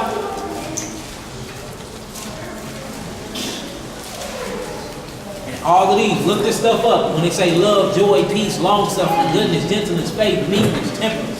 All of these operate at the same thing because all of these are love. So everything we finna read operates at this frequency 528. So if y'all wanna heal y'all bodies from sickness and disease and be stronger in the faith, make sure y'all start implementing this. Whenever you see your brother, show him love, joy, peace, long-suffering, goodness, gentleness, faith, and meekness. And it'll rub off on him. Then he get to bring it to somebody else. Next thing you know, we got a whole intricate web of 528. That's a beautiful thing. You know how it be? Like it's gonna feel like every day is Passover. You know that love we get on Passover, the love we have for each other? Picture that same amount of love, that emotion every day with your brother. Yeah, sound like a kingdom. Yeah, that's what we working towards, ain't it? Get it done.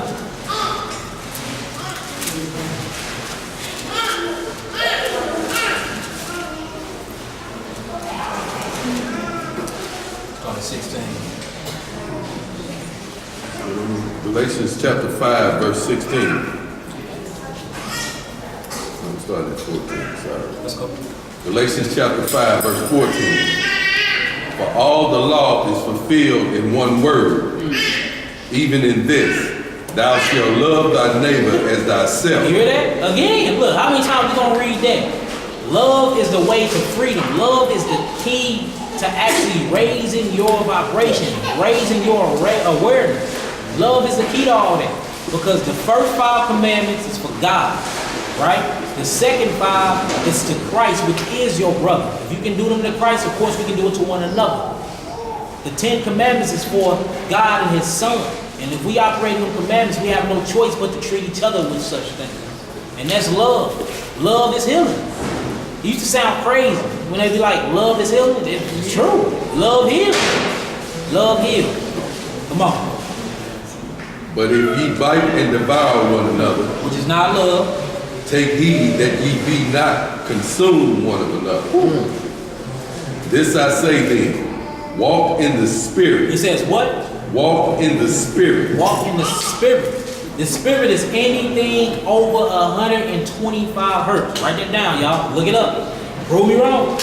Anything over 125 H, lowercase z. Look it up. That's when you walking in the Spirit. Everything you do is spiritual awareness. You're not on a fleshly level. Your brain is operating differently. When you start getting up into 528, because look, right now, the way we think, we either think with our right side or we think with our left. There's no in between. Once you get over 125, the neurons in your brain and the dendrites in your brain start connecting with each other. Once you get over 500, your brain thinks simultaneously. It's like one. It's like one side. That's when you can operate for real. So right now we're trying to get both sides of our brain to communicate with each other. The average person only uses 5.5% of his brain, and that's on the left side, which is rational thinking. Geniuses, the highest genius, which is the Steve Hawkins, he only used 14.3% of his brain, and he's the smartest man according to man. He's the smartest man on earth. And he's still thinking with his left side of the brain. So imagine paralyzed and all. So imagine if you can unlock 100% of your brain and they both sides, the left and the right hemisphere of your brain was active equal. That's God. That's the kingdom. That's God's stats. Hold on. She had a question. What did you say about 125? Did you say anything lower? Yeah, anything lower than that is, so once you get to the 125 hertz, this is when you start operating, it's what's called spiritual awareness. It's when your brain, it's when the dendrites of both hemispheres of your brains start going back and forth. They're not communicating yet, but they actually going back and forth. They interline. Once you get to 5, that's when they communicate. It only go up to 6. Because after 6 is all consciousness after that. That's when you start getting into like the rhythms of the moon, the lunar cycle rhythm, the solar cycle rhythm, and then the atmosphere. But like us being humans and thinking, like you can actually measure a thought. They do it all the time. Good on YouTube, type this in. Scientists are measuring thoughts. They hook something up to your brain, and when you make it think, it's a dial, then it's straight to the scratch. And you'll see if your thoughts are on a low vibrational frequency or a high one. No bull, man. It's all there. It's all there. Y'all just gotta look it up. Look at it, man. Y'all gonna be so intrigued by it. Y'all, I'm telling you be coming up with all kinds of lessons. Yeah. So when you got your wife, that make you one on it. Like if you use your left side and she use your right side. That was what I was gonna get to. One, right? Brought it out my mouth. So the left side is you, rational side. They call this the security side. This the side that always be. They call it fail-proof, where it basically if something brings harm, you automatically shut it down. That's the man. That's the left side of your brain. Then you have the creative side of your brain, which is the woman side. She's the help me. She's the one to bring all your dreams into fruition. She's the one to get out here and get things done. You're like, look, mama, I need you to go handle this and handle that. And she handle it. You get an order, she do. That's the right side. That's the creative side. That's what they call the spiritual side. Just like the pH balance. You have alkaline, you have acid. Acid is male, alkaline is female. But when they work together, they in perfect harmony. You in perfect health. Same thing with your brain. Both of the hemispheres of your brain act together equally. You in perfect spiritual health. But that's the kingdom. That's what the 6-point storm represents, the female and the male. Yeah, man. And amongst many other things, though. He converted it, though. Yeah, of course. But we got to take the 6. So let's take the word 6-point star out of it. Let's just say the Lilith. which is God's favorite flower, or something like that. Or the DNA structure, which is shaped the same way, yeah. The ratio, which is a vibrational frequency, bro. Look it up. Yeah. Any other questions? His favorite flower? The lily. Yeah, the lily. Okay. Yeah, look that up. And look up the health benefits for lilies and look up the vibrational frequency of a lily. It'll blow your mind what it equal up to. Look it up. And after you do that, hit me on Facebook. It's gonna blow your mind. The health benefits of a lily. Yeah, look up the health benefits of a lily and the vibrational frequency of a lily. And look up how long it takes a lily to become fully grown. Blow your mind. I'm sorry, what was the last one? How long it takes a lily to be fully grown. Put it on the board, Mama. Yeah, to be fully grown. And just peep these numbers. The numbers just match up. You be like, hold on. How are these numbers lining up to other stuff like this? I grow lilies. I grow lilies in my front yard. I eat them every time they grow. I pick them and I eat them. I eat them. Vibrational frequency of Yeah, the vibrational frequency of a lily, the health benefits to them, and how long it takes for it to grow once it's put in the ground to when it's fully grown. And they good to eat. I eat all the weeds that grow in my yard. I pick them and eat all of them. Eat all what? All the weeds. Oh, okay. Yeah, weeds are herbs. Everything that they tell you that they tell you to spray weed be going on it is because they don't want you to heal yourself. All the weeds that grow in North America are actually bitter herbs. They heal your body. Yep, they heal your body. Like dandelions, very good for you. Yeah, all the weeds that grow in your yard in North America are called herbs, bitter herbs. Dandelion, that's an herb. It's called catalea.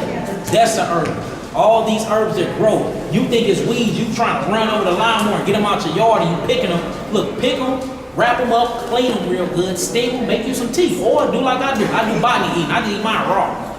Pull them up and eat them. Yeah, but how we know what they will? I mean, a dog, look, you can't eat anything that grows in your grass, can't be bad. A dog's stomach hurt, it eats anything that grows in your yard, right? What about you? You know what I'm saying? They know what to do when they sick. They go to the yard. They don't go to the heathen. Take a picture of it, research it, and just do the research on it. Yeah, don't eat no poison ivy. If it's 3, let it be. If it's 3, let it be. You know what I'm saying? Yeah, hey, Elder taught me that. If it's 3, let it be. Okay. Bonds? No, don't. That's most of the time them poison ivy. Yeah, don't touch those. Only vine we're supposed to be eating from is Yahweh. He's the great vine. That's the only vine we're going to be eating from. I got one more question. I heard you talk about the benefits of weed. Does it actually really does help? What you talking about, like actual marijuana? Yeah. Well, look, I'm not here to promote that, but I will say the facts. Yeah. We never heard of nobody dying, or we never heard of nobody being in sickness from smoking some marijuana. I know it's got to be some good aspects. It's good to consume. Now, what happens when you put a fire to it, it becomes a chemical.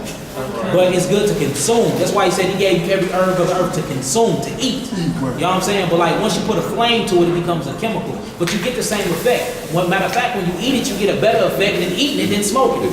But is there a sin for smoking it? No, it's not at all, brother. No, but you mean like hashy brownies? They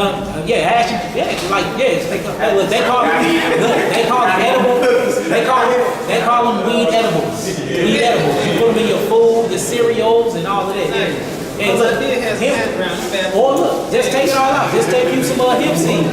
Just eat hemp seeds. That's like eating weed, hemp seeds. Or get you some marijuana seeds and just keep them, put some salt and pepper on them, and mix them in with some other seeds. Wow, okay. Yep.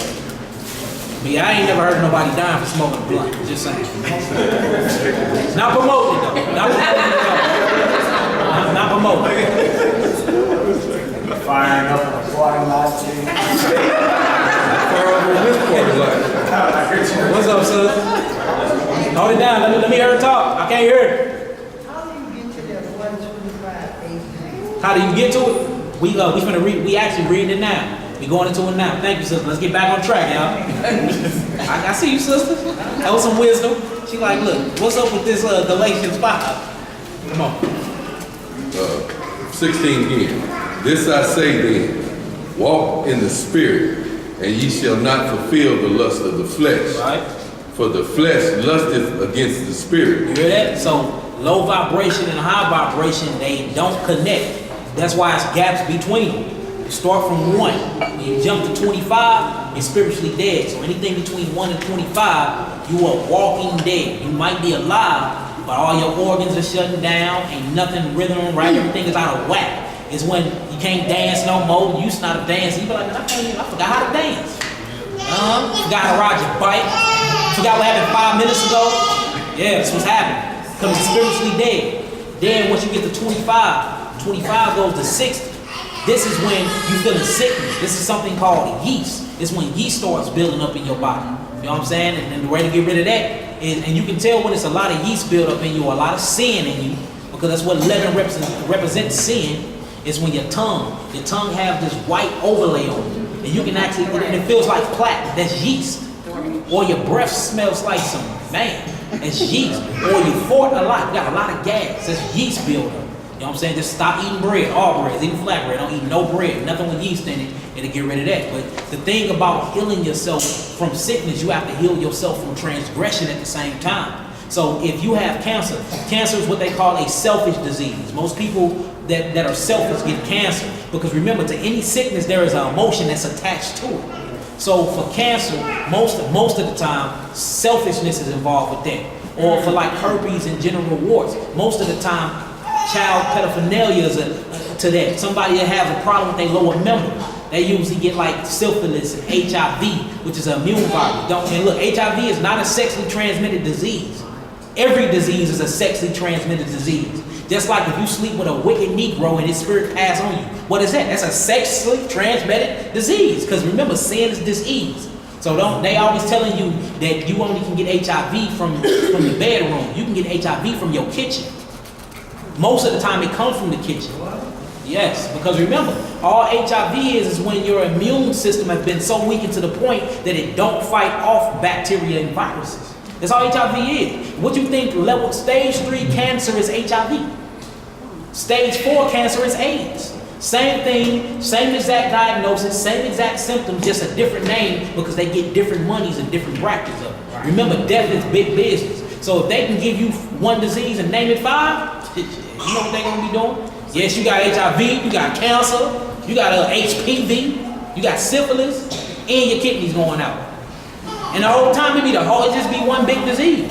So I mean, the time it gets worse because the person won't let go of what they do. That's all it is. Look, because people don't know how to let go of sin. That's why Christ said what? He healed people. He said, go forth and do what? Sin no more. And most of the sin comes from what we putting in our mouths. If it didn't grow in Africa, why are you eating it? The chicken growing in Africa? The chicken is one of the #1 leading causes of cancer. The cows grow in Africa. Cows is one of the #1 leading causes in colon cancer. Cows. The cows grow in Africa? I mean, look it up. Corn. The corn grow in Africa? The corn grow in Africa? No, it don't grow in Africa or Mesopotamia. Corn don't. And if it do grow, corn is purple. It ain't yellow. Have no carbon in it. Cauliflower. What the hell's cauliflower? Where did that grow from? It's a man-made. Broccoli. Do broccoli grow in Africa? You think it's healthy, but do it grow in Africa? So why do we eat broccoli? It's a man-made disease. Like everything that we think that we know, even the food that you think is healthy is not even real food, and it don't grow where you come from. It's called predestination disposition. It means that where you come from, you eat what you eat by your blood type. Your blood type is by the land that you originate from. Mm-hmm. So if you ain't originate from America, what are you doing eating stuff that came from America? Yeah, but if that's the case, we dead. Exactly, we are. Unless what? Unless you operating in the spirit, and you don't have to live off of bread and water alone. You living off the word of God. See what I'm saying? The only way to live through this BS that we in now is by operating on a different rhythm, a vibration, and that means walking in the spirit, being above and not thinking as below, not being yielded to these lower members. You know, these are earthly matters, earthly things. You know, you're hungry, earthly thing. You're only hungry because your stomach growled. Sent the signal to your brain and told you it was hungry. What happened if you can actually tell yourself you're not hungry?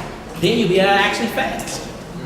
See what I'm saying? When we on a fast and you read the script and you burp. You're not hungry no more. You didn't physically eat nothing. But you ate something. I noticed when I did fast and I read, I wasn't hungry. Yeah, exactly. Because you fed yourself. Yeah. Look, it's mind over matter. If it don't mind, it don't matter. Anything that you call life in reality is a hologram that's presented from your brain. Look, is your brain seeing this, or is you telling your brain to see this? It's the matrix, man. It's the matrix. All this, look. Like, how do you know this is your hand? You feel your hand, and it's a signal that goes through your senses that tell your brain that you're feeling your hand. They actually did a test where a person, he put his right hand right here, and he put another hand right here, but he put a fake hand on the side of it. And the scientists rubbed the fake hand. From the way his brain, because your brain do nothing but educated guessing, he kept stroking the fake hand that was by his hand, and he started feeling his hand being rubbed, but his hand never got touched. What is that? What? Your mind is everything. Without your mind, there's no you. Without your mind, there's no conscience. Without your conscience, there's no subconscious. Your subconscious is your soul. Everything that we believe and everything we think of is all about our brains. That's why we have something that nobody else has. Our faith is so precious because we fully believe with the right and the left hemisphere our brain that Christ is king. So we got an advantage. That's why scripts get to firing off like they get to firing off. That's why lessons get taught like they get taught, because our belief, our brains is constructively wired differently because of our belief patterns. We automatically operate at a certain vibrational frequency. That's what makes us different from everybody else. All these other camps, and I'm not bragging, it's just facts. He broke. Ecclesiastes 18 and 21. Humble thyself before thou art sick, and in time when sin show repentance. Most definitely. Let me jump down by 30. Go not after thy lust, but refrain thyself from thy appetites. If thou givest thy soul the desires that please her, she will make thee laugh stop. Straight up. Straight up. Hey, that's real. That's why he said you can't, look, your God can't be your belly. The God can't be your belly. That's why you said that no matter what we put at the forefront, it will become our master. Whatever we put out there, that we, you can make something that ain't big, but you can make it so big because you got the ability to do something. Yeah, look, this is the thing about the brain. The brain only recognizes things it focuses on. If you're not focused on Yahweh don't mean nothing to you. So you fall off. You start forgetting scripture. You start forgetting how to go back into it. That's why you constantly have to meditate, constantly have to be in the Word. Whatever you focus on is what you yield yourself to. And that is scientific fact, man. It's that dog's period. That's all it is. Idolatry. Putting something before your God. Putting something before your purpose. Your purpose is to keep the commandments, live your life, die, and reign in the kingdom. That's your purpose. Now, of course, you use your talents and the different mechanisms of your brain to entice it and make your life better or worse to get there. But the fact of the matter is, you are an organism. You're an organism. That's all you are. You're an organism. You're a database. You come in the world, you leave information, and you pass through. That's what Hebrew is. You cross over. You come into this life, and you're a spiritual being having a human experience. You come to this life, you conquer the flesh, you graduate. Come to this life, you conquer the flesh, you graduate. But you have all these unique abilities that make you, that make your life better, worse, sad, happy. You find love. You make children, meaning you passing on database, you're passing on information. What you think children are? All you're doing is passing on your information. That's the whole reason in reproducing. This is an informational world. Remember, your brain is a computer. Everything has to do with database, numbers, and information. It's the matrix. Literally. It's a hologram. Well, a woman wrote that, not them two dudes with Kowski, bro. Yeah, black woman wrote yeah. one story and they made several stories out of one. That's deep. Yeah, but look, see how she was all in deep into the matrix though. She was all in her Bible. The word matrix is in the Bible. A couple times. And when it speaks of it, you look it up, it talks about somebody coming in from a womb, meaning you're coming into a new realm of reality, a dimension. Matrix is in the Bible, the actual word matrix. Everything that all the knowledge that everybody's seeking everywhere else is in the book.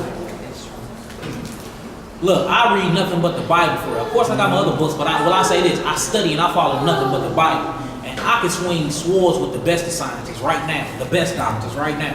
And I ain't never been to school a day in my life on none of that stuff. All this comes from the Word of God. You know what I'm saying? So to let you know what knowledge really is. Yeah, all knowledge comes from the Most High.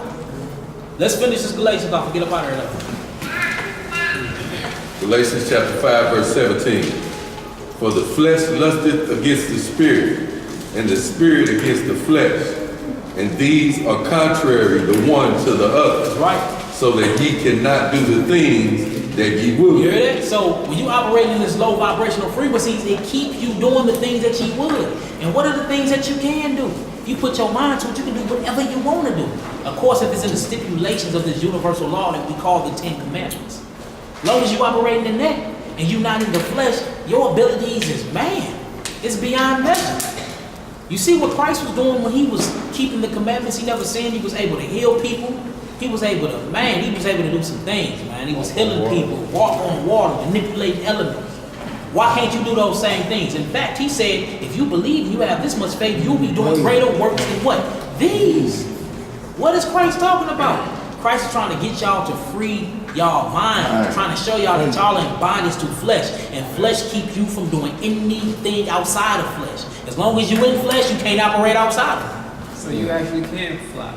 Yeah, technically, I mean, I wouldn't jump off no building, right? You see what the devil did? I know what you said. You can think beyond the box. You can think beyond here. Look, beyond the box, there is no box. That's how you're supposed to think. It ain't, why do I have to think beyond it when there is none? Just remove the whole box. And that's what make your thinking and your ability great. Just remove the box. There's no such thing as bondage. There is no sin. Sin is dead to me. Like once you remove it, now you're able to operate in different realms of thinking. Your creativity is better when there's no obstacles. You know what I'm saying? The car stopped on you. It's not, I had a bad day, the Most High is firing fiery darts on me. It is, well, maybe my truck stopped because the damn tire was going to bust when I was on the highway and I could have killed myself. So it's all the perception on how you think of things. Stop thinking everything is negative and find the positive into it, and things will start opening up. You'll see different gates opening up. It's amazing, huh? All about your thinking of it. Come on, bro. Verse 18. But if ye be led by the Spirit, ye are not under the law. Can I just read that? If you led by the Spirit, you ain't up under the law. The reason why you're not up under the law, which is one of these laws called sin, is because you're not sinning. Huh? I'm not worried about a faggot if I'm not a faggot. He over there yelling about homosexuals. He can't be talking about me. I'm not homo. I'm not a homo. Same thing with the law. If you operating above the law of sin, you're not sinning, and you're not yielding yourself to sin, this low vibrational frequencies, it have nothing to do with you. Now it's your job and your duty to pass on the information. Because remember, you're an organism. That's what they do. They pass on data. They pass on information and move on. And it steady continue like that until we get to rest. The heavens. Come on.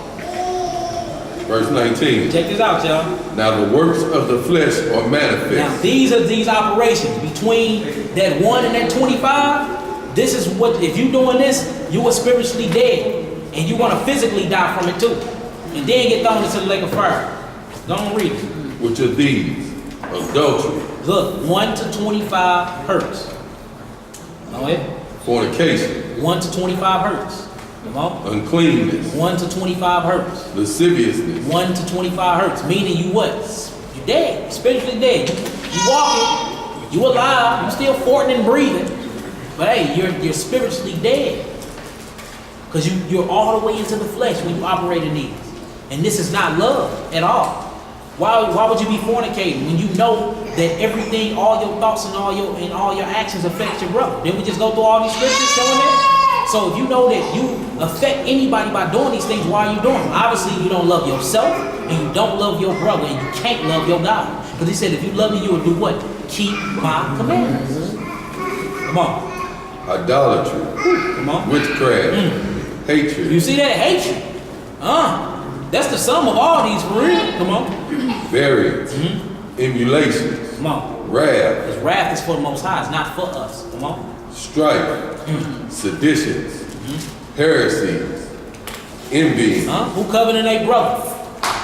That's a low vibration. What you want what he got for? What you want this woman? It's like 7 women and 1 man. What you doing trying to get all up on this woman for? Go searching, my king. Come on. Murder. What is you murdering your brother for? You taking out one of God's people. You worse than the heathen. That is a low vibrational frequency.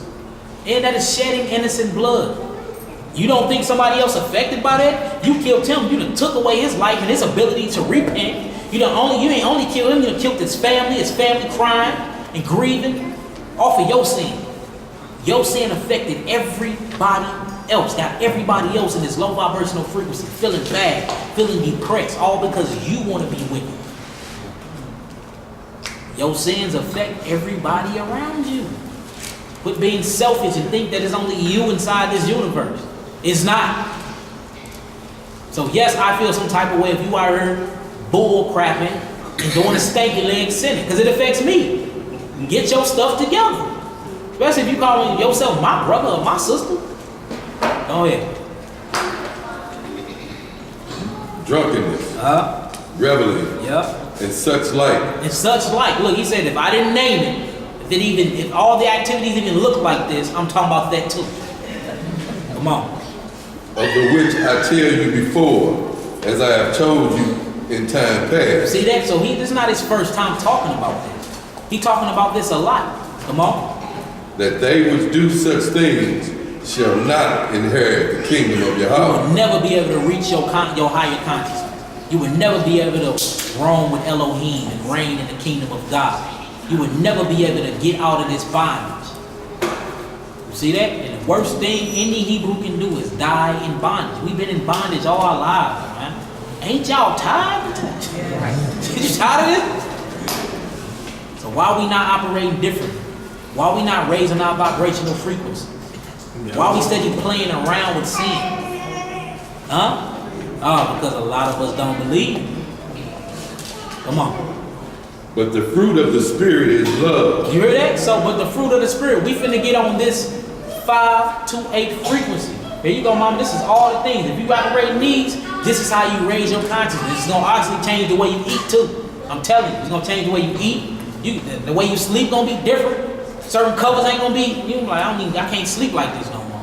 You gonna meditate longer. You be waking up in the wee hours meditating. Get up early. You have more energy. The love between you and your partner become better, or the separation come and new things come, opportunities happen. You start operating at a different level. Come on. Open your Bible. But the fruit of the Spirit is love, joy, peace, long-suffering, gentleness, goodness, faith, meekness, temperance. Against such there is no law. See that it says again, when you have these type of frequencies, against such there is no low vibrational frequency. What do you mean? I mean, come over here killing my vibe. I'm vibrating too high. Remember, I'm up so high, I can't even look down. I can't look back. That's what we supposed to be on. What's the frequency of love, y'all? Make sure y'all really do some deep research on that tonight, man. It'll open y'all understanding it up so much, man. So much. Come on. And they that are Christ have crucified the flesh with the afflictions and lusts. You hear that? Days that reach their Christ consciousness, days that reach the peak of this vibration, the flesh is crucified with him. He came and took all of that from you. So why are you still operating in that? Oh, because you ain't really changed. You selfish. And selfish comes disease. It's diseases that's attached to selfishness. Look that up. Look this up. Just type in, Google this, write this down, y'all. Emotional components attached to disease. You will see with every disease is the emotional component attached to it. Every last one of them. And they be writing this out. Like, what's his name that just died, messing with them little boys in that church? Eddie Thorne. Yeah. What happened to him? Messing with them little boys, caught a disease called AIDS. Whole immune system broke down on him. Lost all his nutrition. Died from a common cold. I'm talking about it was complications. Boy, you died from a cold. He said he was a vegan. Yeah, it's my vegan diet. That's why I lost all this weight. And the crazy thing is, you see how sin is, sin will attack you, but what kills you be the weakest stuff. You like to die of a cold? Because all this sin he been doing all his life been breaking down the molecules in his body. That's what that low vibration brings. It brings death. It brings sickness. Come on. Verse 25. If we live in the Spirit, let us also walk in the Spirit. You hear that? So if you live in the Spirit, you're claiming you living on this frequency, we better not be saying anything lower than 528. It means you're lying. Come on. Let us not be desirous of vain glory. Yeah, and look, Quit looking to be over people. People just want to get on a level to be over somebody. Want to seem like you know something. Negro, you don't know nothing. Huh? You want to get all this knowledge just to be over somebody. Want to get 100 Facebook likes. Want to look good. You want to be the groovy guru or somebody. Huh? Come on. Let us not be desirous of vain glory, provoking one another, envying one another. So look, that's part of the lesson. Me and Elder do a sit down on it, but it's the vibrations of transgression. That's what it's called, the vibrations of transgression. So know that anything you do affects somebody else, whether it's positive or negative. Of course, we talked about all the negative today. You know what I mean? For anything that's a negative, there also have to be a positive. There's no gray areas though. There's no in-between with God. And there's no in-between with energy. Look it up. No such thing. You either positive or you negative. This is what it is. No in-between. You know what I'm saying? Ain't no such thing as neutral. Neutral is ground. That's what that means. Meaning you have to be grounded to even feel energy. Like start looking up this stuff, man, and blow your mind. So again, what's frequency of love? And how can we accomplish that? Peace, joy, peace, long suffering, goodness, faithfulness, gentleness, meekness, and temperance. The spirit of the Most High. Let them try to get it on.